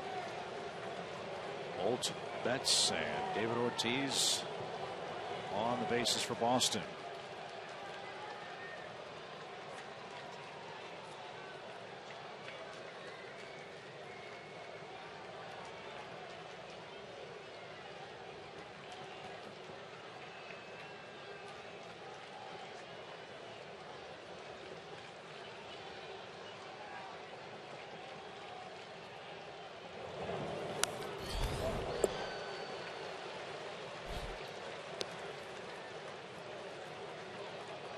That could have been angst from either side. That could have been upsetting to Hanley Ramirez for swinging at a pitch that might have been ball 4, too close to take, and then it was up in the zone, and he's upset probably that he didn't put a better swing on it.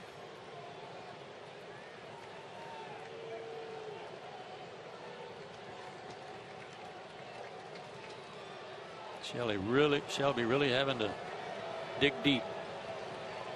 To pay off. Bouncing ball towards short. There's 1. There's 2. A run is in. It's 2-0 Boston. No RBI for Hanley Ramirez. Brock Holt scores the 2nd run of the night for the Red Sox. And Betts at 3rd with 2 out. I think we know Andrelton Simmons well enough to know that that was the hardest thing he had to do, was throw that ball to second base. Yeah. He definitely had a play at the plate, but the Braves were playing for a double play, and that's what they got. And Atlanta wants to see if Miller can get through this inning. His spot's due first when the Braves bat here in the 6th inning. And Xander Bogaerts is up. He's grounded out to short twice.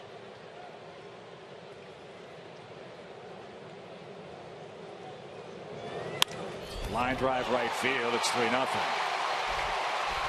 Xander Bogaerts with his first hit of the night drives home his 27th man. And he slipped on the bag at first as he went around. They're doing tonight what the Braves usually do, Chip, and that is come through with some 2-out hitting to pick up an extra run. And that error certainly part of this inning too. Good swing by Bogaerts. Pitch number 100 due from Shelby Miller, and Alejandro De Aza is the batter. 4 singles in the inning for Boston. They've scored twice. Both of the runs unearned.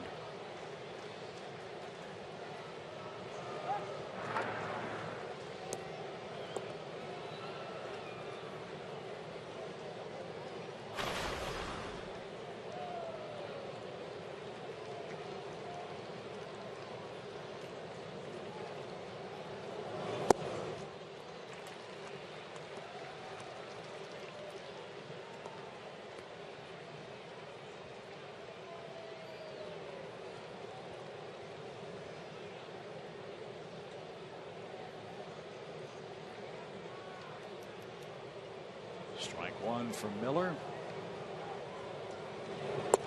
And outside. In a game like this, you can look back at a couple of at-bats that have been difference makers. The David Ortiz ground ball with Holt at 3rd in the 4th inning. The pitch and sequence Shelby got, but the high hop allowed Holt to scamper home with the first run of the game. The 10-pitch at bat by Clay Buchholz took some steam out of Miller, I'm sure, in the 5th inning. And then the dropped pop-up by Uribe leads to a big Boston inning and a lot of pitches for Shelby. Back, it's 1-2. And from the Braves' perspective, maybe the first sequence offensively. Braves didn't get that first run. That changes the tempo of the game. Absolutely. So once Buchholz got out of trouble in the first, he's had very little trouble since. 23 pitches this inning.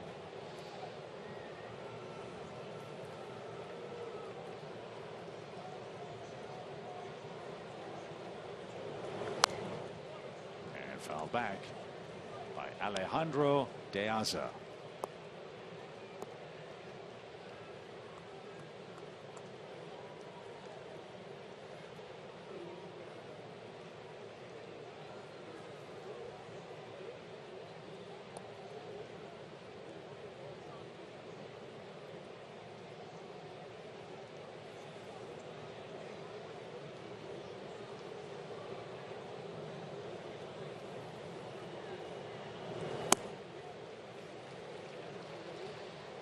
Tell when Shelby begins to tire because his follow through on his mechanics begins to be exaggerated, where he starts falling off the side of the mound a little bit, just trying to get that little extra.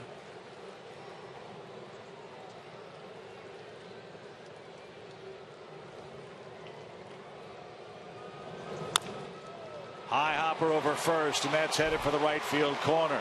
That's trouble. Bogart's around second, on his way to third. They're going to wave it. Relay throw from Peterson will be late. It's 4-0 Boston.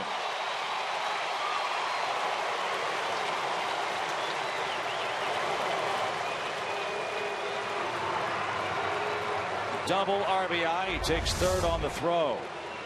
On another bouncer, almost identical to the one that Ortiz hit, only this one a little bit higher.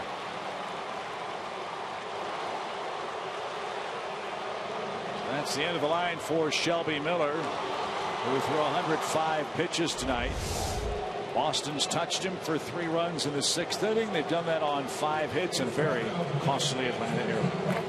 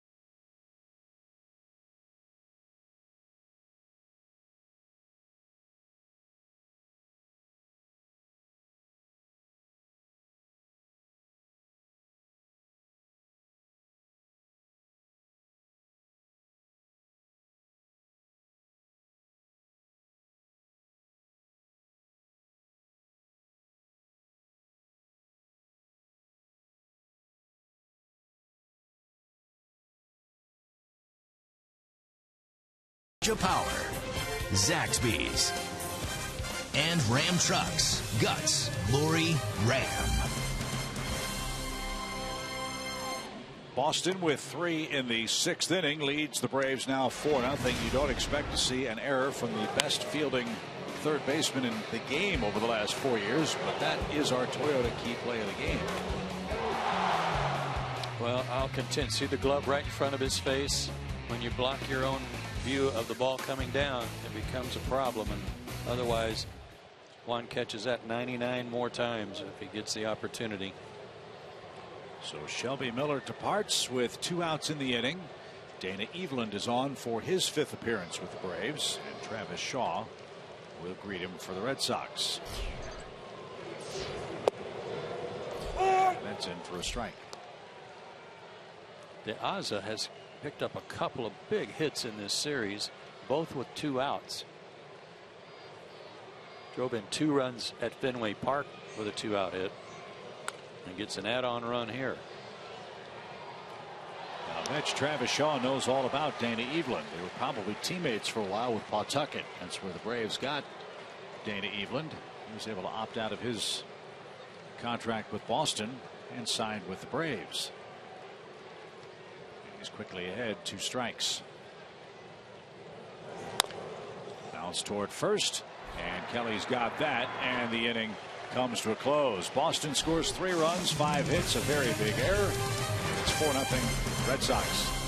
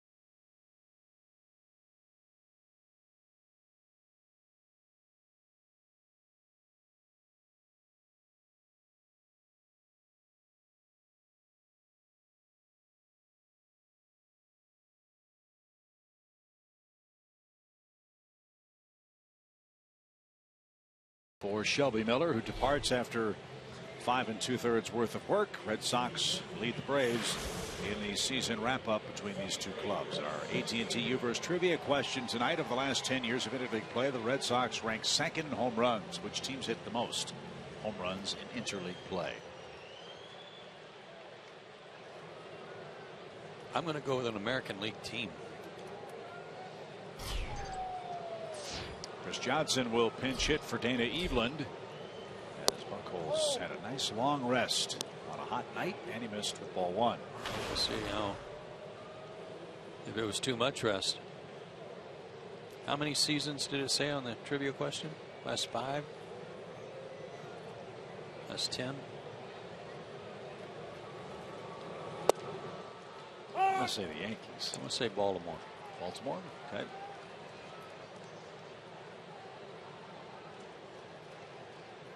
All eyes will be on the Yankees tonight. They're up 5-3 over Miami. Alex Rodriguez could get to 3,000 hits tonight.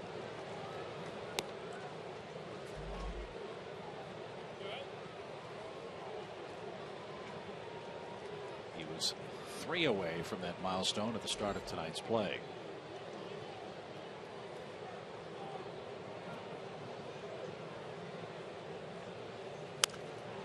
That's rolled foul by the Red Sox dugout. It's a ball and 2 strikes.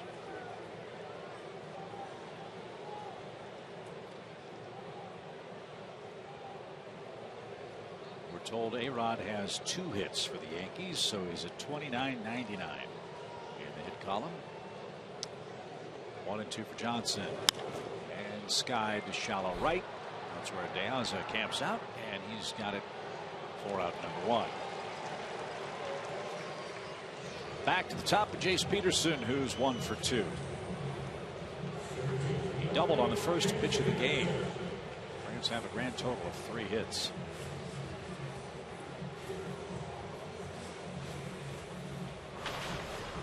Buchholz trying to go 4-0 in his career against the National League East. He's got a 4-run lead tonight, and a cue shot toward third. That's an easy play, 2 outs. He's mixed his pitches beautifully tonight. Hasn't had to use his fastball a whole lot. He's got some early outs and counts. Yeah, look at at that pitch count for him. 55 with 2 outs in the 6th. Shelby Miller threw 54 pitches in the 5th and 6th alone.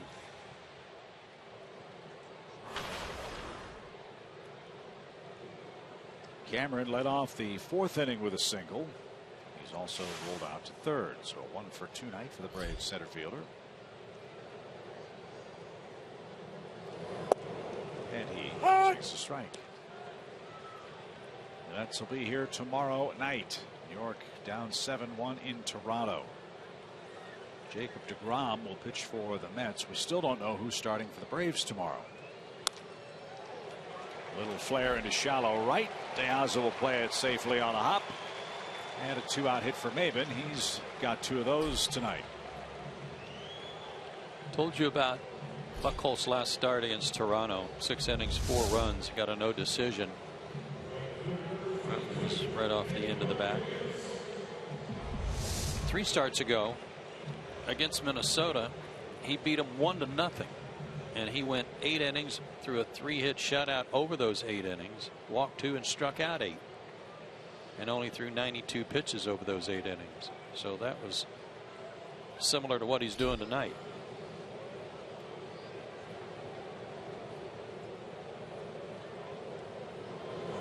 You said earlier that the Red Sox were counting on this guy to be their ace, their numero uno guy. Tonight he's pitching exactly like a -1 would. Yeah, and he's beginning to come around.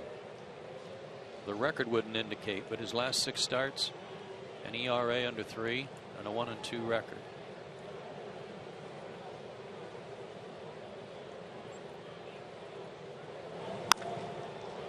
That's popped down the right field line, foul, and out of play. This would be a nice spot for Nick's first home run as a Brave.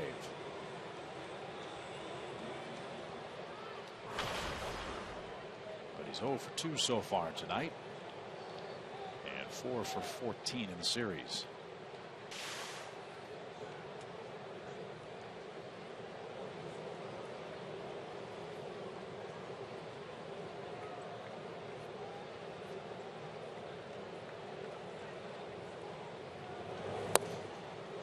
That's way high.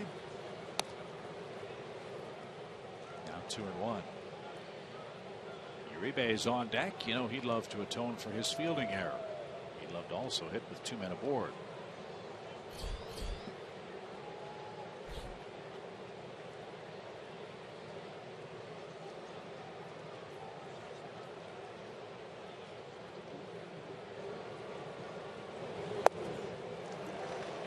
Cutter.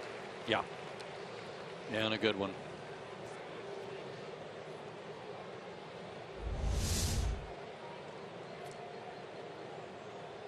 Acts like a slider, just doesn't break as much. That's why it's hard to pick up.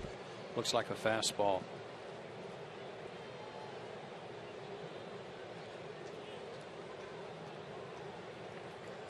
Just the 4th 2-ball count for him tonight. Wow. 2-2. Crowd.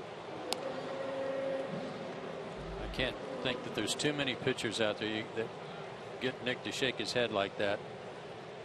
Nick is now 6 for 41 against him in his career. So over that many at bats to be hitting under 150. Can't be too many other people like that for Nick Markakis.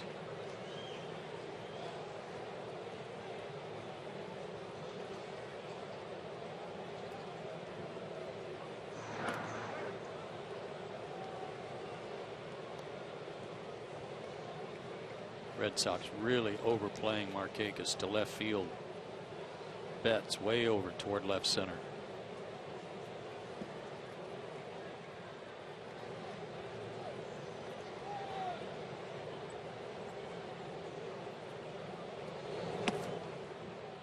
That's low. Full count. Now Maben can run with 2 outs.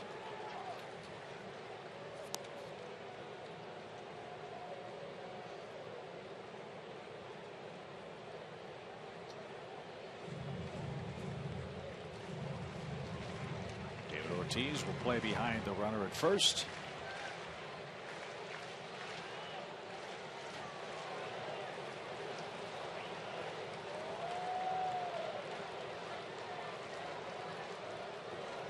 Off he goes. The pitch is outside. Ball 4. Uribe will hit with 2 on and 2 out. That was an interesting choice. He's got a 4-run lead, and he threw him a 3-2 changeup.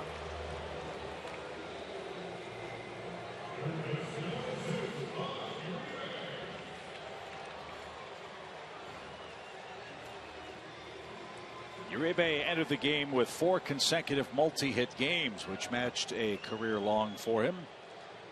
He's 0 for 2, however, so far tonight. That's his first walk, which is a little better than the 8 walks he issued in 3 innings here last time he pitched at Turner Field. 2 on, 2 out for the Braves third baseman. Took high. Ball 1.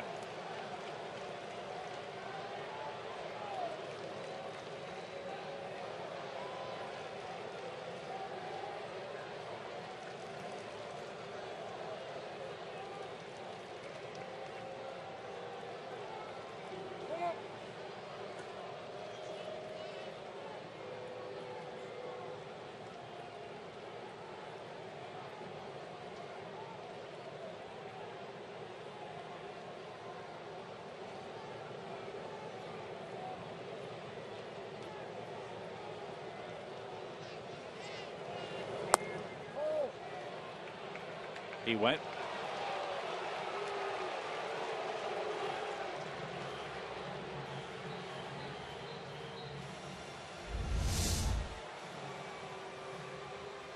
Yep.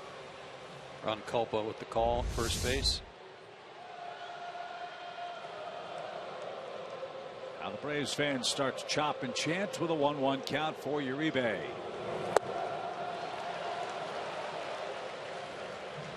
Asks for time after that swing and a miss. It's 1 and 2. Catchers see a lot.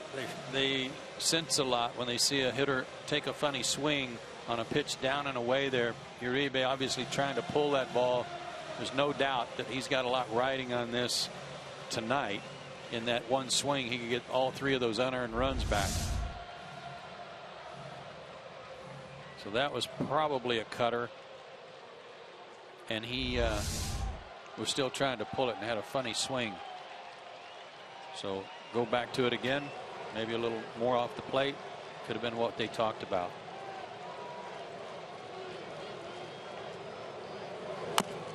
That's bounced off the plate. Buchholz has to wait for gravity and then can't make a play. So it's the Braves' turn to take advantage of a high hopper. And the Braves grounds crew came charging out of the right field corner thinking the inning was over. They probably thought it was a pop fly. Yeah.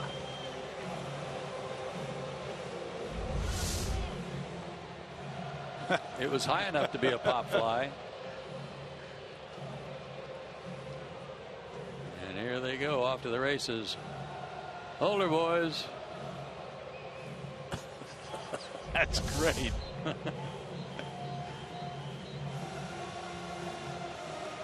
Carl Willis is the pitching coach for the Red Sox. And now the tying run comes to the plate for Atlanta. Bases are loaded. 2 hits and a walk after 2 quick outs. 2 quick outs. 1 pitch out to Jace Peterson, and after sitting in the dugout for a long time, and now all of a sudden he's worked up a pretty good lather trying to get out of the inning. Maybe a hit off the end of the bat, a walk, and a chopper off the plate.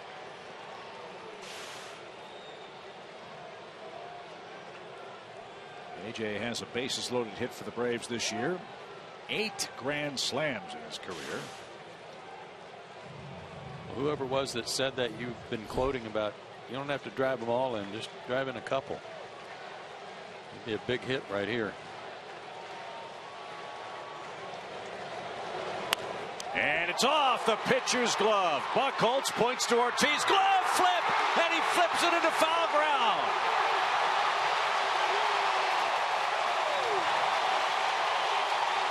Justice is served there. That ball was headed for center field.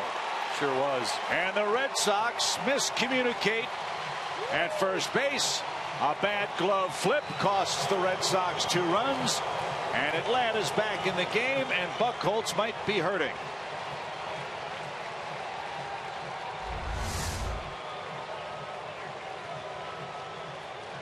Well, it didn't hit him anywhere. It hit off his glove to slow it down. And he was telling David Ortiz to go back to the bag. He'd take care of it. But he's not a middle infielder. And he's actually the one that had to run down the overthrow. So it's an error. It's 1 RBI. And the Braves have the tying runs in scoring position now for Andrelton Simmons. All of this after 2 outs.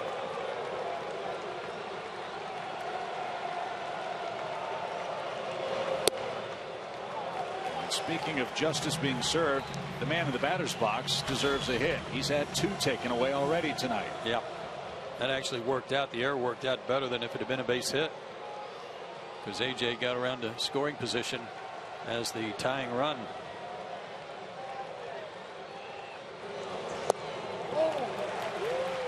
Now it's Buchholz who's struggling with command.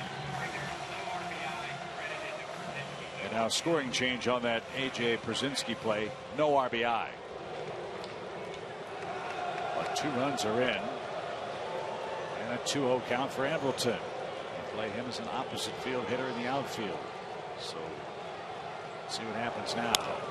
Fly ball. De Aza on the run. Still going back. Slowing now. And he gets there. And that retires the side. The Braves put together a 2-out rally and score a couple of runs. Now the ground crew will come charging out. We got a ball game going to the 7th.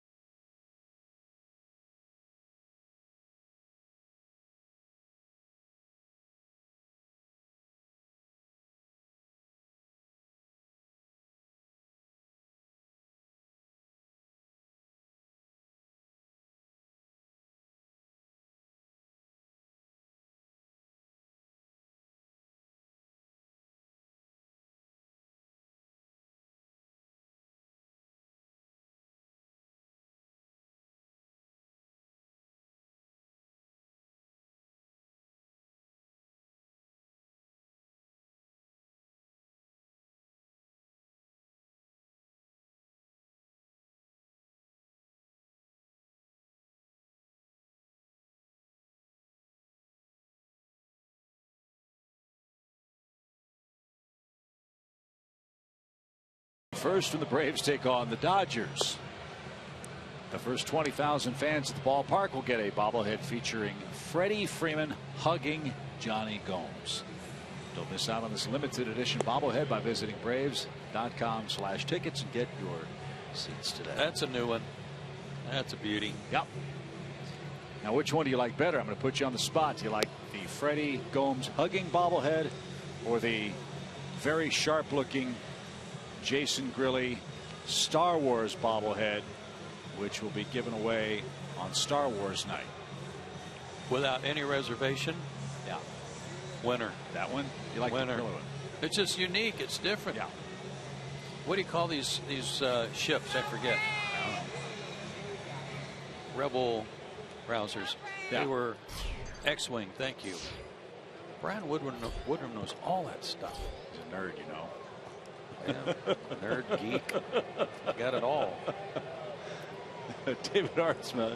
He's got all of Petula Clark's records. David Artsma's on to pitch. This is something we talked about earlier tonight. All of a sudden, the Braves have some options now and some stability in the 7th, 8th, and 9th innings in relief. As Artsma gets ground ball to first, and a Nice play by Kelly Johnson at the bag. Takes care of Sandy Leon for out number 1. Job very simple for Ardsma. Nothing else can go on the scoreboard for Boston. So far so good for David. 1 walk, 1 strikeout in his 2+ innings. Now he's up to 3 innings. That ground out.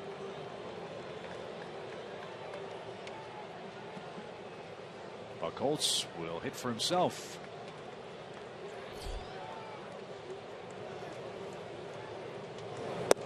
He's got the lead. Manageable pitch count 2. Interesting. Yeah, I'm a little surprised. He must have convinced his manager and pitching coach that he was okay. Yuri Perez in left. Has it. And Buchholz an easy out. 2 away. That would be the best thing ever, is have a real quick inning and get Buchholz right back out there. Only one problem with that. Look who's coming in to hit. Buchholz. It's all right. He's due to make it out someday. You'd think. 9 for 15 in the series.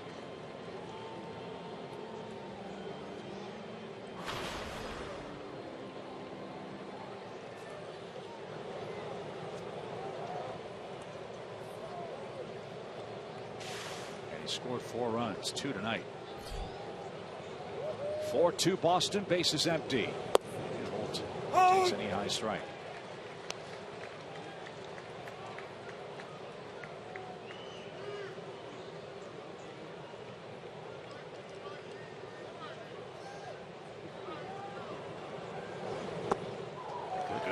Good pitch. Yeah. Well, Holt's got him right where he wants him. 0-2. Yeah.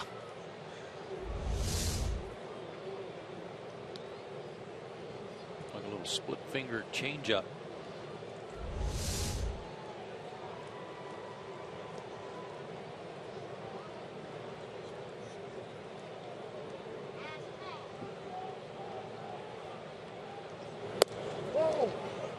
Just missed.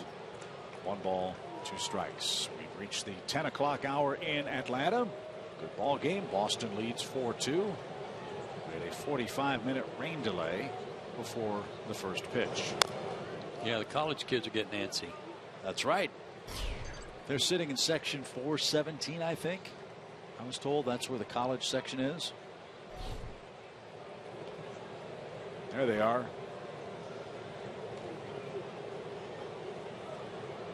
They're going to run the 10,000 person weave. They're hydrating right now. 1-2 pitch is up and away. 2-2 the count. So that'll be worth sticking around after the game. Braves live, and in the background the kids running the bases tonight. There will be some flops going on too. 2 balls, 2 strikes.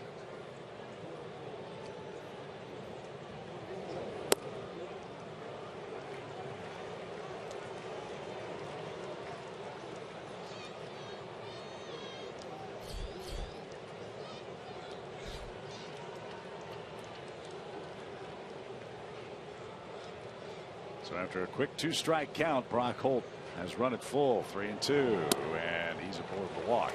Wow.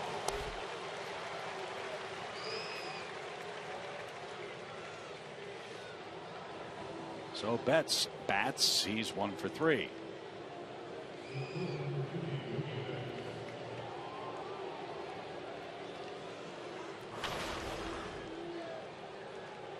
I mean, Brock Holt's on his way to Player of the Week in the American League.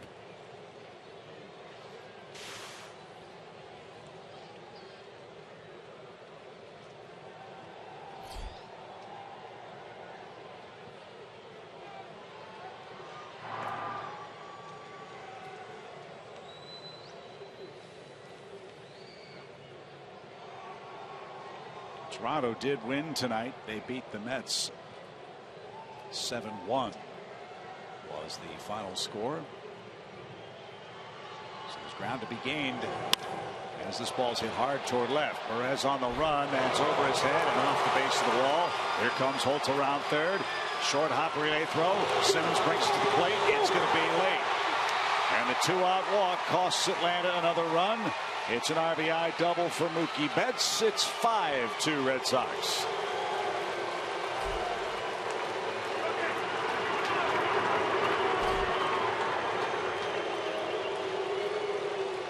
Yuri Perez played the ball off the wall just fine. Letter high fastball raked over his head, but his throw to Andrelton Simmons short hopped him. And Andrelton had that in between hop he had to wait on. Otherwise, he might have made that a closer play. A 2-out walk and a double by Betts. Scores Brock Holt for a third time tonight.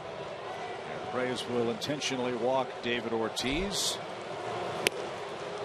and go after Hanley Ramirez.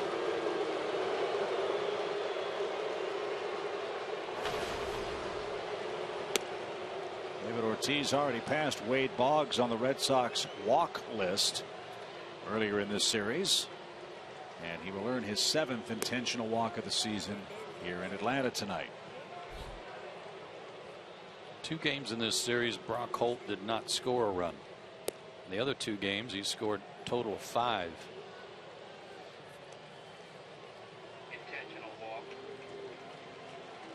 So David Ortiz slowly makes his way to first base.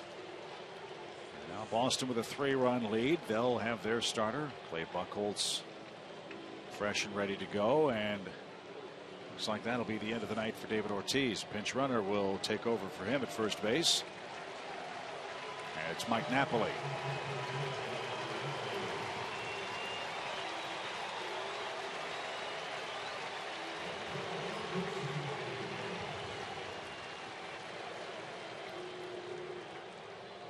Napoli will stay in to play first when the Braves hit after the 7th inning stretch. So Napoli at first. Betts at second. Hanley Ramirez is the hitter. He's 0 for 3, hit into a double play in the 6th.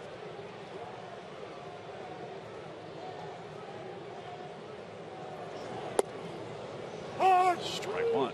Yeah, that was a great matchup. Bases loaded, nobody out. Ramirez up there, 3-2 count, and Shelby Miller was going after him and got a double play ball. A run scored to make it 2-0, but it was then the subsequent hitters who came through with some 2-out hits that got another 2 runs across. Yeah, Bogaerts and De Aza follow with a single and a double. He dropped a pop up in foul ground, the key play in the inning. All 3 runs unearned. And again, in a game where there's been a handful of big sequences, the 2-out walk kept the inning alive for Boston here in the 7th. Red Sox have 8 hits. Braves have 5. And it's gotten late in Atlanta. 1 ball, 1 strike.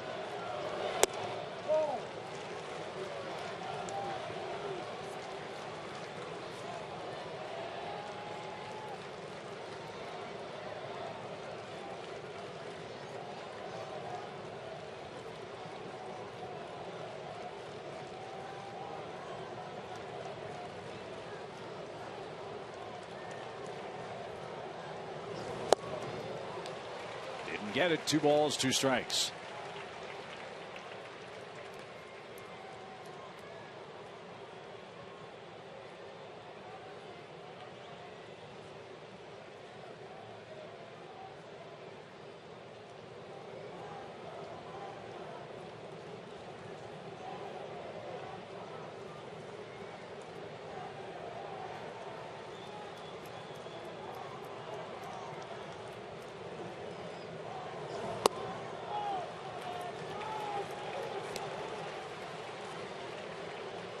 .21 pitches for David in the inning, 12 of them out of the strike zone, 4 of them though the intentional walk.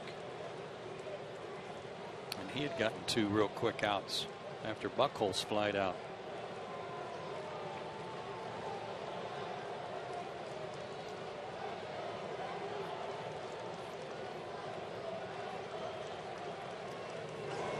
Swing and a miss. Ramirez corkscrewed himself in the right-hand batter's box, and that'll end the inning. Boston with a 2-out rally sends us to the stretch in a 5-2 game.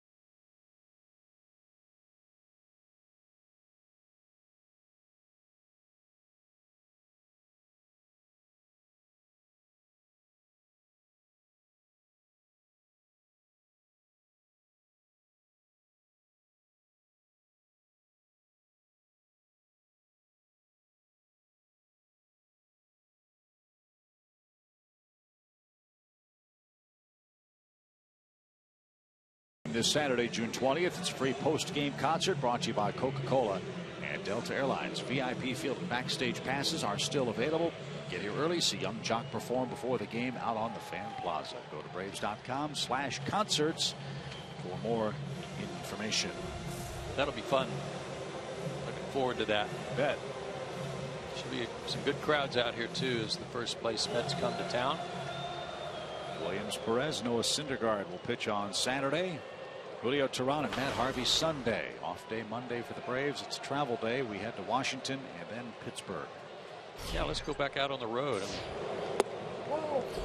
It's been a long time since we've been out, right? Have to go buy a new suitcase. It's already worn out.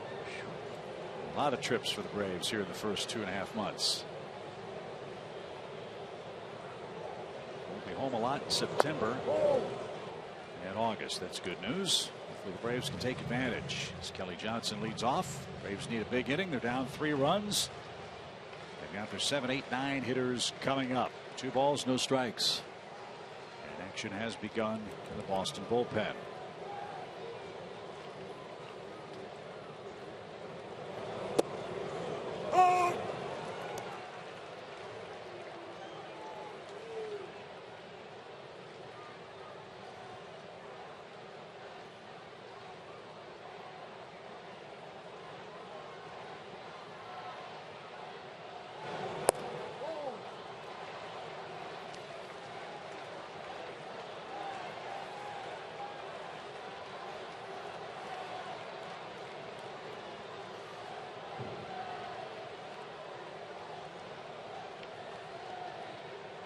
Three balls, 1 strike. He took it. It's a full count. Not sure, but I think that was a cutter. 3-1.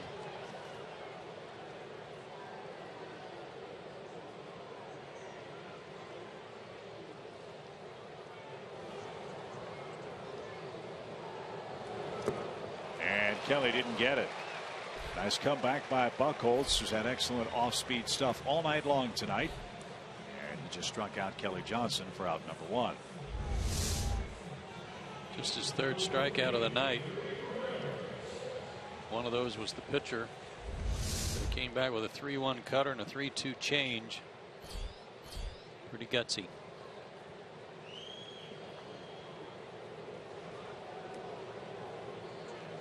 Yuri Perez is 0 for 2. Pedro Siriaco's grabbed bat. He would hit for Ardsma next.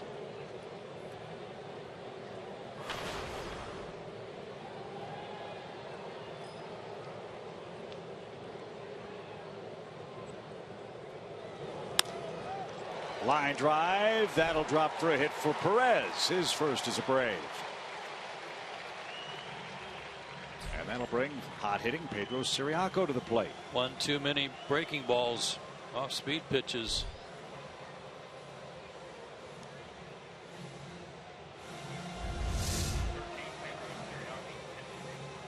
Curveball. Right off the end of the bat. Fast runner. Guy who can fly, but his run doesn't mean anything at this point. Pedro's 2 for 10 in a pinch.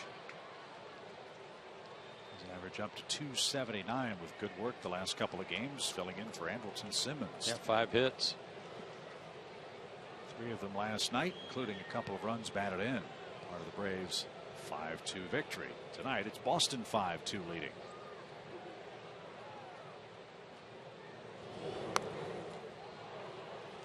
Strike 1.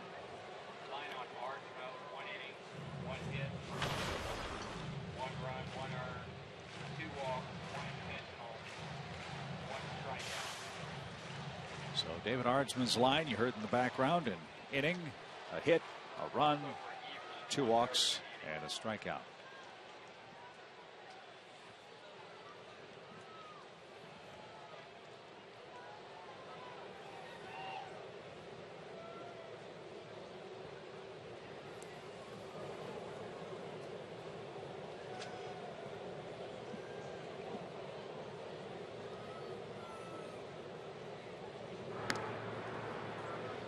Napoli, as you see, is at first base for Boston.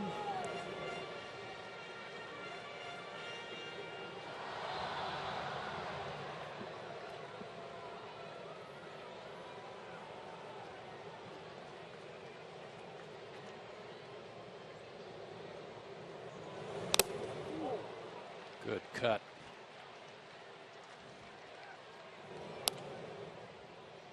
And a good shot taken by Leon by the plate. Watch this.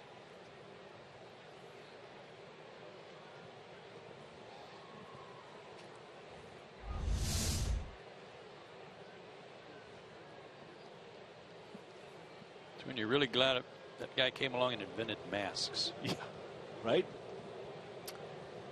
No balls, 2 strikes.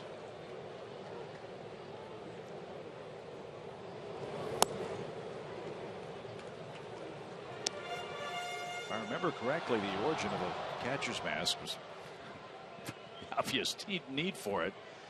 But until someone invented the cage, they were using like a fencing mask. Well, and originally they were one-hop catchers. They played back far enough away from home plate that there wasn't that danger. They were catching the pitches on one hop. That ball's hit in the air toward left. Handy Ramirez gets there and makes the play. It's 2 outs. In the early days of baseball, the batter could actually call for the pitch. He could ask high, low, etc. And we've used the term a lot, the back through the box. There is actually a rectangular area where the pitcher used to work. It was 50 feet from home plate, the front line. And the pitcher had to start with his back foot 55 feet from the hitter. And with the success of pitchers like Cy Young, who threw so hard, they could get a running start basically and let go of the ball anywhere in that box. They're releasing the ball 50, 48 feet away from the hitter. To give the hitters a chance and to increase scoring, they then move the pitcher back to the current place 60 feet 6 inches. But when a hitter hit a ball right back up the middle, it went through the box. It's a term that's still around in the game today. Snap throw back to first, and back safely is Yuri Perez.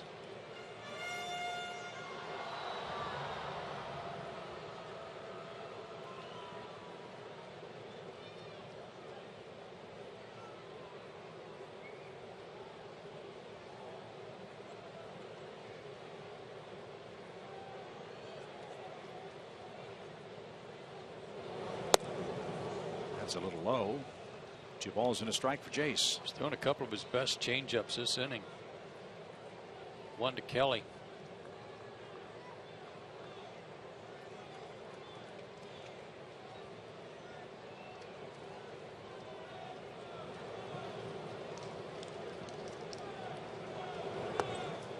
That one hit him on the foot.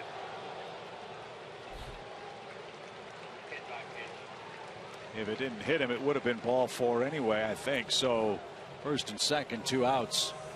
And Atlanta will again bring the tying run to the plate. Off the toe.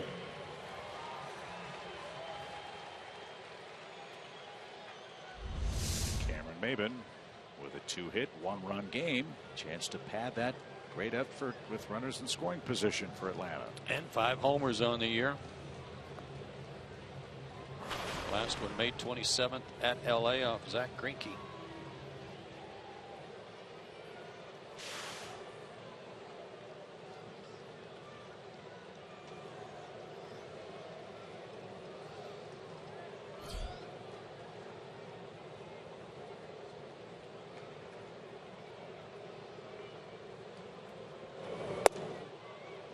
That's a strike. Zach Greinke's pitching tonight for the Dodgers. LA can't score for him. They've scored 2 or less in 6 of his last 7 starts. LA lost to Texas 5-3 last night. The Rangers are red hot. They're nipping at the heels of the Astros in the AL West. 0-1 for Maben. 5-2 Boston. We're in the Braves 7th. Punch down a play 0-2.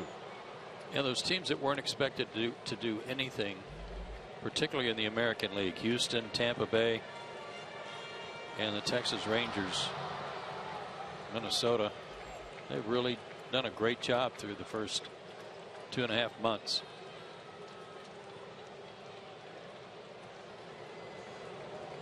Tampa Bay is doing it with pitching and a lot of no-name guys. Kevin Cash, their first-year manager. No balls, 2 strikes. And that's way upstairs. Texas also doing it on the road. Got a losing record at home. And now Bogart's in for a visit with a 1-2 count for Cameron Maybin. You've got Markakis and Uribe lurking on the lineup card for the Braves. Well, obviously they want to negate any opportunity Cameron might have to pull the ball and hit it in the seats and tie the game. So they're going to try to keep the ball middle away, use that cutter off the edge, change up, something to negate his power. Ground ball right side, knocked down by Holt. He's doing it all in this series, isn't he? Brock Holt took away a hit try for Cameron Maybin, and the Red Sox take a 3-run lead into the 8th after this great effort at second.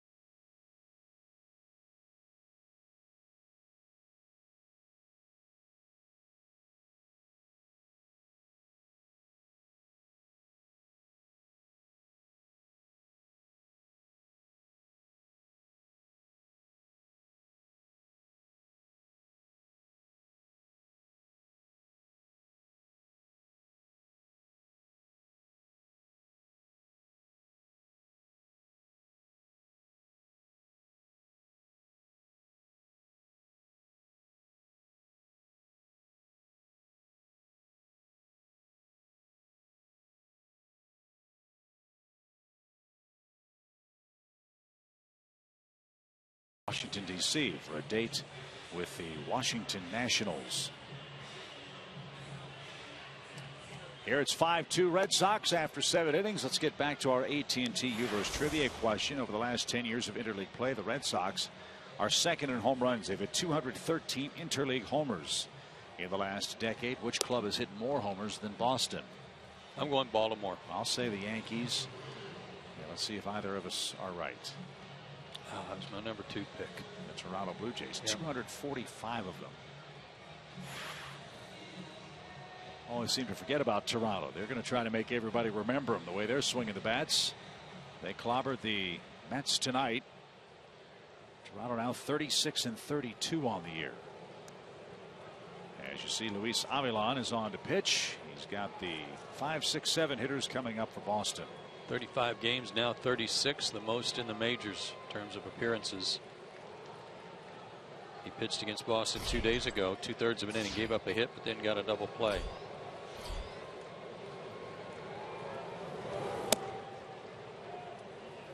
The outing before that, gave up 3 hits and 3 runs against the Mets.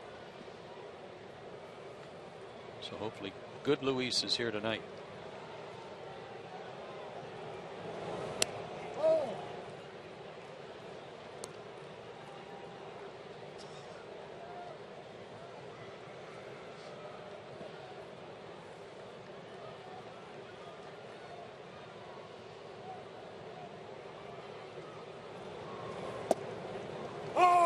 There's a strike. It's 2-1. What is it about games you play against the Yankees or the Red Sox? They seem to crawl along, don't they? Oh, back. It's 2-2.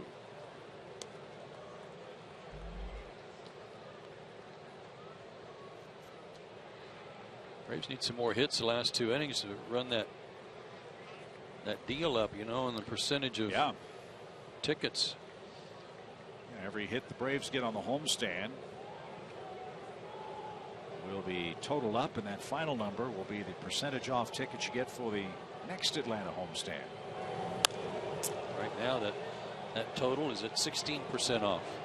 And a nice grab by Markakis and foul ground. Bogart skies out. Avalon gets the leadoff man for Boston. 1 away.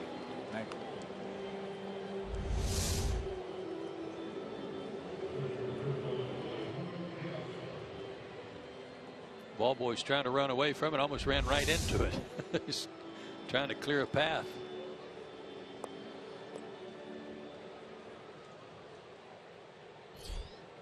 Here's De Aza, not wearing ruby slippers, but he is swinging a golden bat. 2 hits and 3 tries tonight, including an RBI double in the 6th. And he takes strike 1.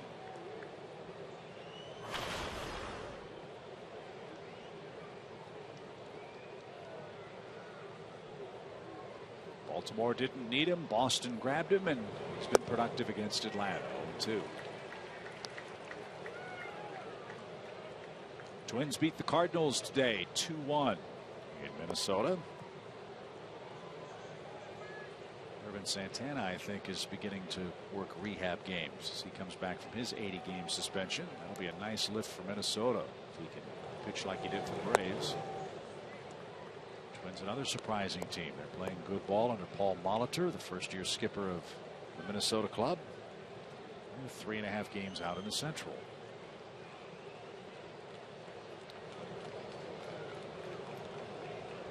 One ball, 2 strikes. And a swing and a miss. Daza will be out at first on the throw from A.J. Brzezinski. 2 out.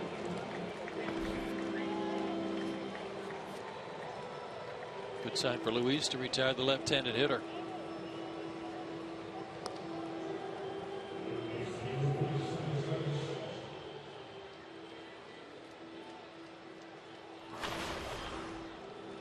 Travis Shaw is 0 for 3.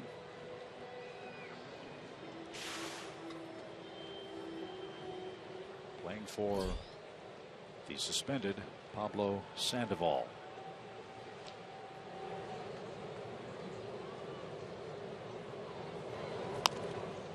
Plate. Tell me again what he did. He was on his phone during the game, liking pictures on Instagram. Now, I didn't realize this. This is not necessarily a Red Sox club policy, but there's a Major League Baseball policy with regards to social media. Blazer Baker believes that he's also been forced to put his phone on airplane mode for 5 days. That would be a real hardship. Forget the forfeited salary for a 1-game suspension. I didn't realize this when the labor agreement was completed in November of 2011 between Major League Baseball and its players. Major League Baseball prohibits cell phone use in the clubhouse 30 minutes before the game, and there can be no cell phone activity by the players during the game until the game is concluded. And that's what Sandoval violated in the 7th inning last night. He took full responsibility for it, admitted it, and is sitting as a result. Well, there's good reason for all that. I mean, that you don't want players, anybody else, or coaches, anybody else conversing via cell phone from team to team. Right. Somebody might be watching a game on television and, you know, sending signals via cell phone to the dugout. 1 ball, 2 strikes for Travis Shaw.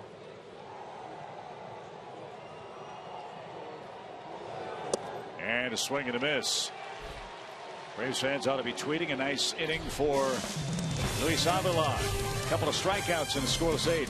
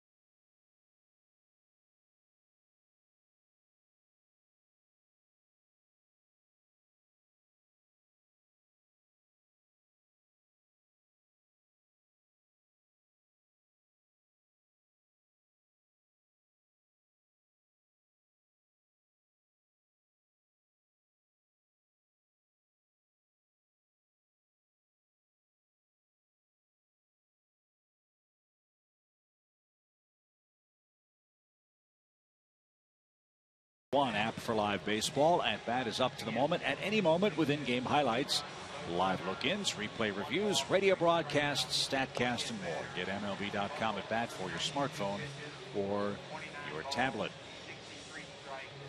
Fans can text and tweet and Instagram and do whatever they want on their mobile devices during the ball games. They can also do the chop. Hopefully that'll help the Braves come back with 6 outs left. They're down 3 runs, and they'll have to get something going against young left-hander for the Red Sox, who had a bit of a struggle in last night's 5-2 Atlanta win. That would be Tommy Lane. He's in his 27th game. The Braves can get something started just starting by getting that leadoff man aboard. Got to have some base runners. Lane's on because 2 of the first 3 hitters he'll face are left-handed. Markakis, then the right-hand hitting Juan Uribe, and then A.J. Brzezinski. Markakis has walked and scored one of the 2 Atlanta runs. Here's Joe's point about that homestand promotion. Braves had 10 hits last night. They have 6 tonight. Hopefully can put together a big string of hits late and against the Mets to save our fans a lot of money for our final homestand before the All-Star break. I believe that's coming up quickly. Braves will have the Nationals and Phillies in town the first week of July for a 6-game home set before we go to Milwaukee and Colorado, and then the All-Star game is here. Right after the All-Star break in July. Great homestand. We got the Cubs and the Dodgers coming in for 6 games.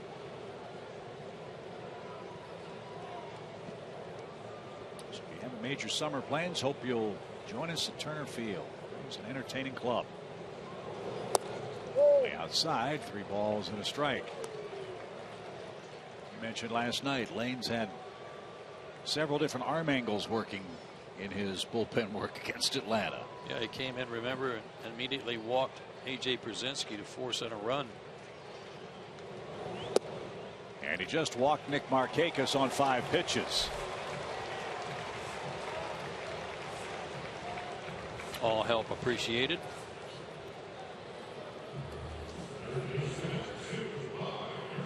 Here's Juan Uribe. He had an infield hit that bounced over the pitcher's mound back in the 6th.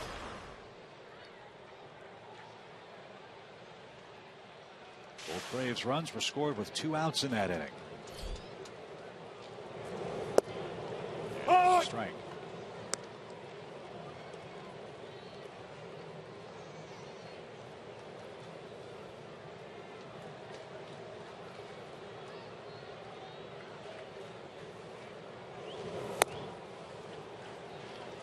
I would imagine this guy is a tough man to keep on track mechanically with all the stuff flying all over the place.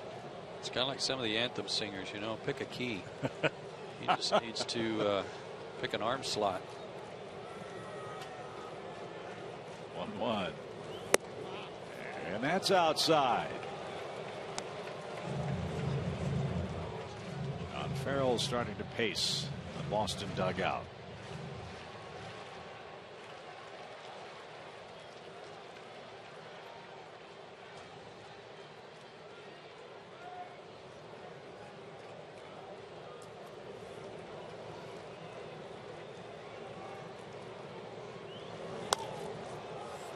Popped up over the Braves dugout and into the big crowd. It's 2-2. Yeah, you wanted that one back. Good pitch to hit.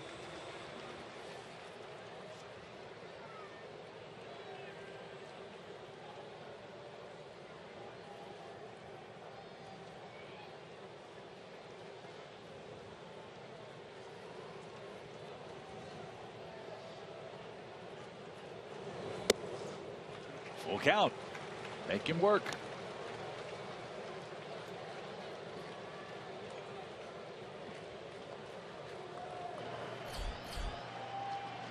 Alexei Ogando also worked last night. 1/3 of an inning. That's popped up and out of reach again.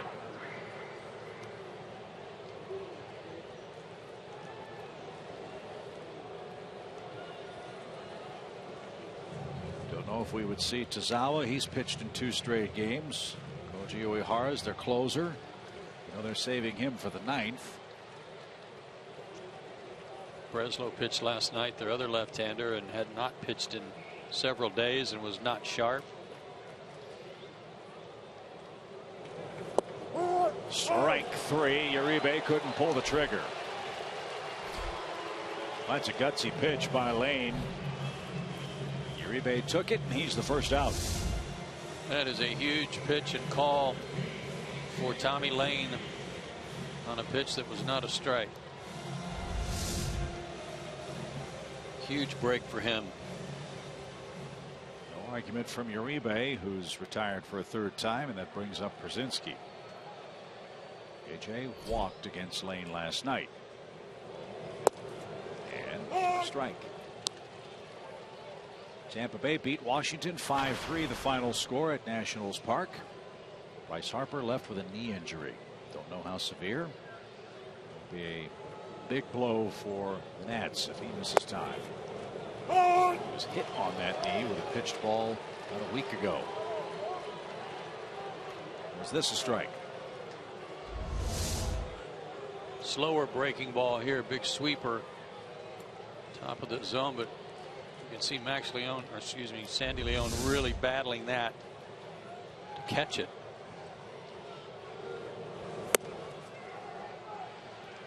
One ball, 2 strikes.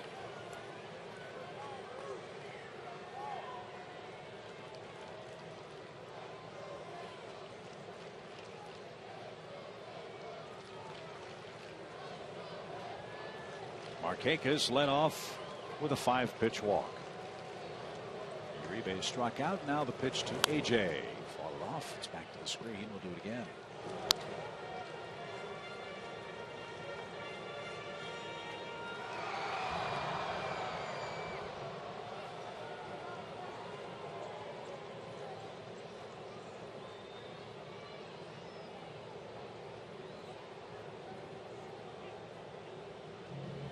On the mound.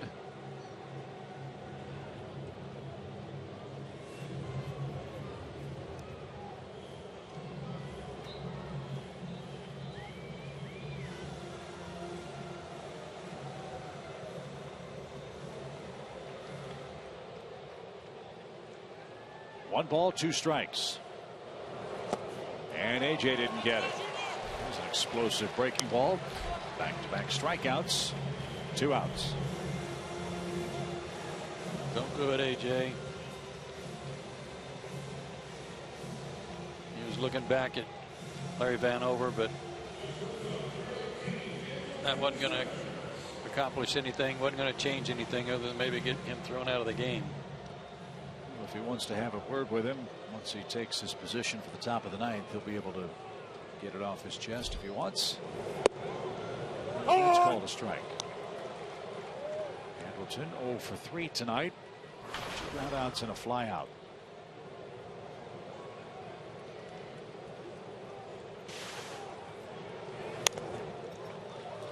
And now 2. Yankees won 9-4 over Miami tonight.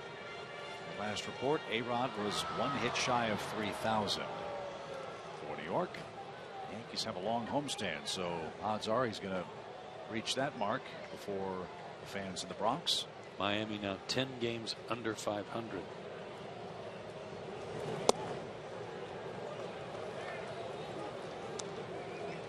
They are excited because Jose Fernandez is nearing his return.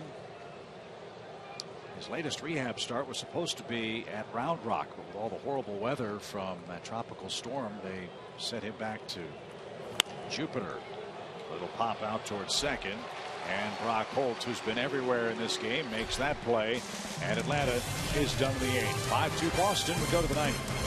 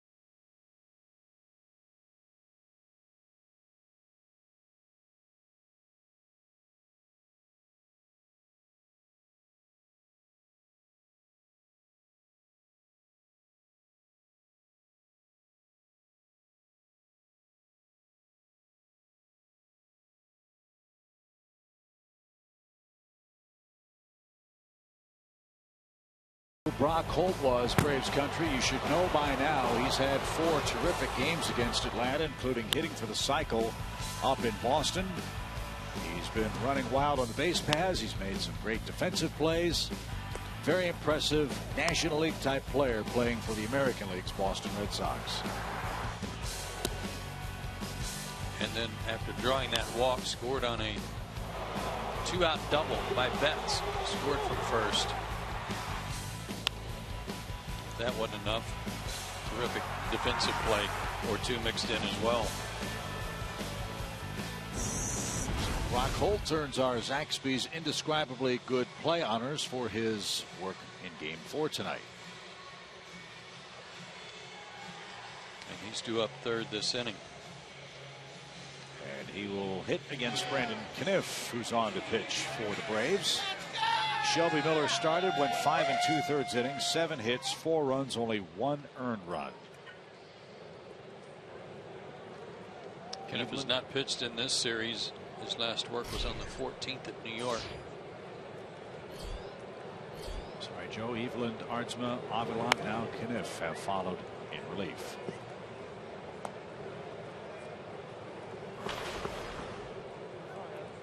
Word from Washington, Bryce Harper, mild left hamstring strain. He will be evaluated tomorrow.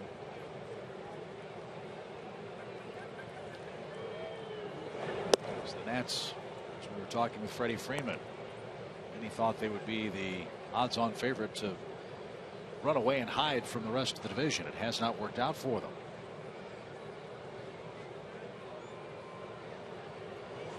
It's anybody's bet as to who's going to win the East in the National League right now. Braves are within striking distance at the moment, 3 games out, pending the outcome of this game tonight. Mets lost, Phillies won, Marlins lost, Washington lost. And Sandy Leon leads off. He's behind in the count, 1 ball, 2 strikes. And a little flare toward left. Perez won't get it. And Sandy Leon has a base hit for the Boston Red Sox, the 9th of the night. And Washington will stay home and play the Pirates, the red hot Pittsburgh Pirates. Their pitching has been ridiculously good. During their 7-game winning streak, the Pittsburgh Pirates starters ERA is 0.36. Remember, they had 5 shutouts in a 6-game span, and they're beating the White Sox tonight 3-2. This is Rusney Castillo pitch hitting for Mr. Lane. Strike 1.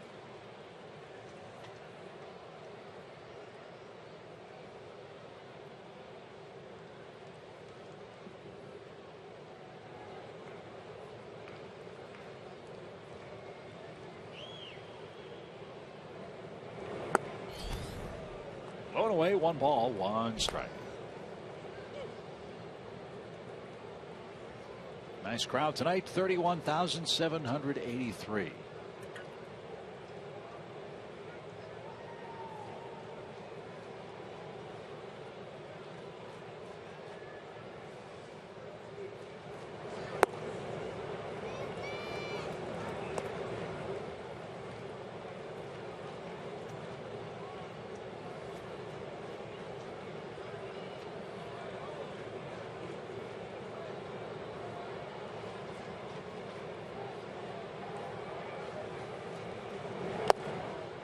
Swing by Castillo, who will turn 28 on July 9th. Red Sox signed him in late August last year to a 7-year major league contract. And despite his age, we're told that he's still a little rough around the edges in terms of the finer points of the game, including base running. Got a real big swing, and he is down on strikes. Castillo's retired, 1 on, 1 out in the 9th inning. We talked about this in Boston. Never seen the Cuban League play. Scouts told you AA, AAA is their top series in Cuba, talent-wise, comparable. I think it's probably AAA or a little better. I'm not sure that the talent level is very deep to make it like a 4A league, but it's definitely AAA level. And Castillo was a pretty big star there. But he's retired. Let's see if Atlanta can get Holt. 1 ball, no strikes. Koji Uehara is the closer. He's getting ready with a 3-run lead at the moment. Boston will travel to Kansas City. They open up a set with the Royals tomorrow.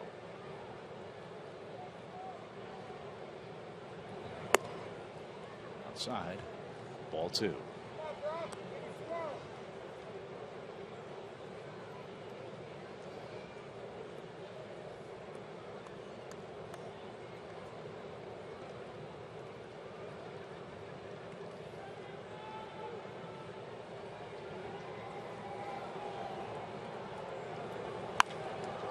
Fly ball right, pretty well hit. But Markakis will make the play. He'll deal with a little bit of smoke from the Gas South strikeout board. After Castillo struck out, fireworks came out of the scoreboard and Finally figured out how to get Holt out. yeah. Get behind him in the count. 2-0.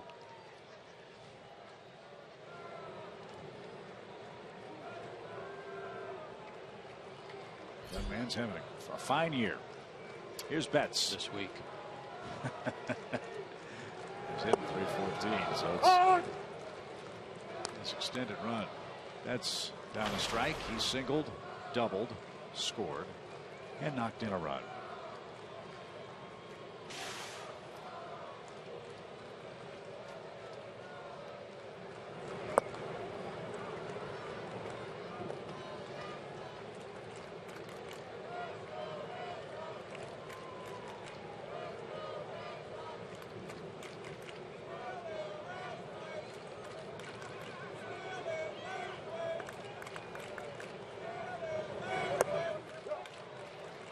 Was fooled with that pitch. 1 ball, 2 strikes in the Braves 9th. Kelly Johnson, Yuri Perez, and then a pinch hitter are scheduled. Koji Uehara is the Boston closer. He'll pitch. Well, I like Boston's young guys. I like Holt. I like Betts. I like Swihart. They've got 3 real solid players there for sure.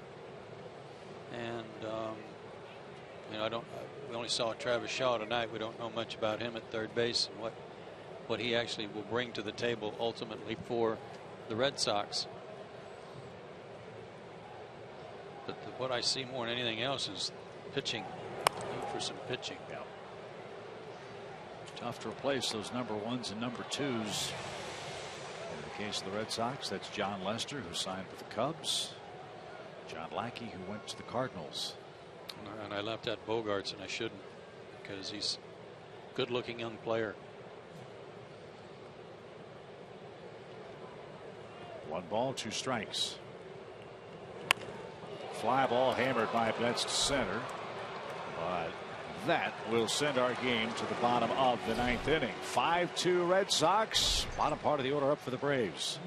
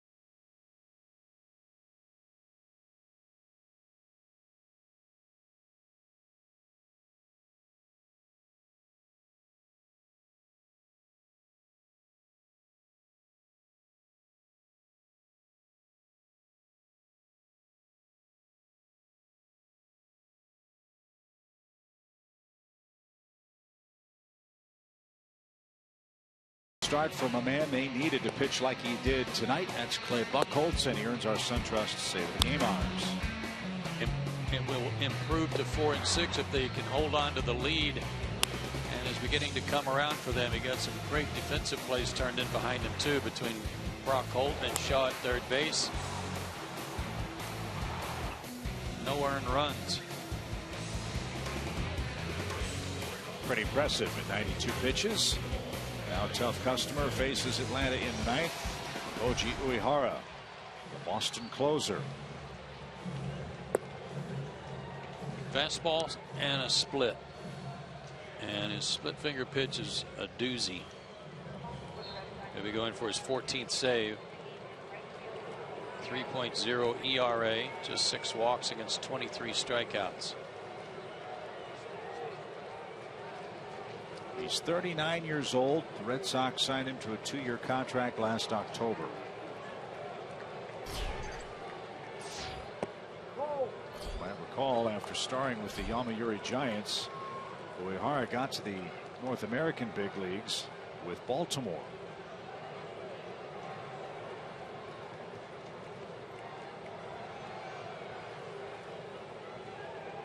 Kelly Johnson leads things off and takes low. Defensive changes in the outfield for Boston. De Aza moves from right to left. Rusney Castillo stays in the game. It's the right fielder. There's a strike. Yeah, Uehara is one of the few closers. He's not blazing fast. He relies on control and that good split finger pitch to get some ground balls. Popped up left side. That is going to curl back into play for Shaw. He makes the play in front of the Red Sox dugout, and there's the first out. 2013, Uehara was terrific. Set an American League record with 44 perfect appearances. That's one shy of the record set by Luke Gregerson of the Padres in 2010. His 65 scoreless appearances that year also tied for the Major League lead with the Dodgers' Paco Rodriguez and Luis Avilan of the Braves a couple of years ago.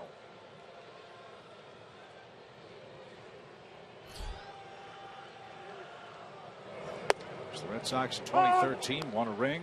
Uehara saved all 7 of his opportunities. Gave up just 1 earned run in 13 postseason games. He kind of ascended to the role of closer, and I can't remember who their closer was when he got hurt. That got hurt. That Uehara was pretty much forced into the role. I don't think it was Hanrahan, but that's why he only had how many total saves in 13? In 2013, he had 21. 73 games, 4 wins, and a 109 ERA. Yeah, he was crazy down the stretch for them.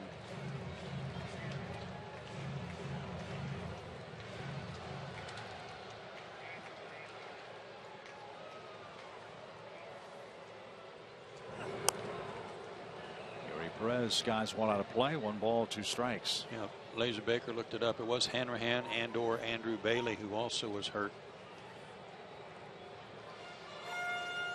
He was supposed to be just primarily the setup guy, and he's been the closer ever since. 1-2 count for Perez. Struck him out. 2 outs. Base is empty. And one last hurrah, looks like, for Johnny Gomes against his former club. Gomes will pitch hit.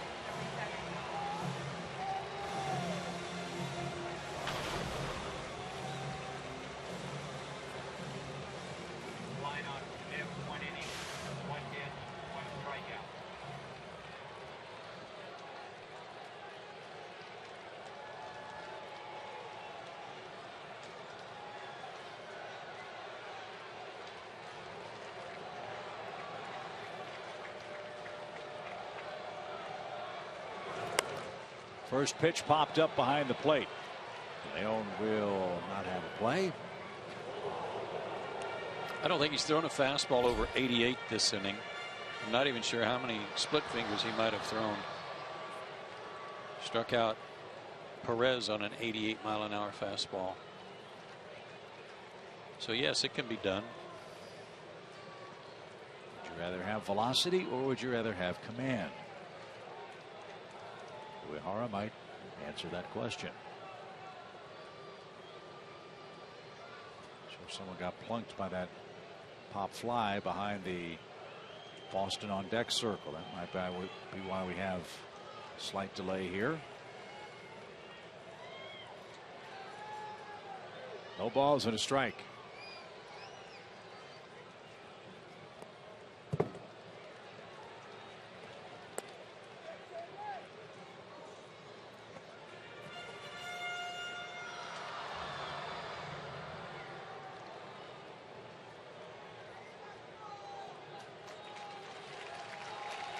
Yep, fans walking out under his own power to help the Braves ushers, medical staff. They do a great job of getting to fans here. Oh, quick. Yeah, real quick. And now quickly 1 ball 2 strikes for Johnny Gomes in the Atlanta ninth. 5-2 Red Sox.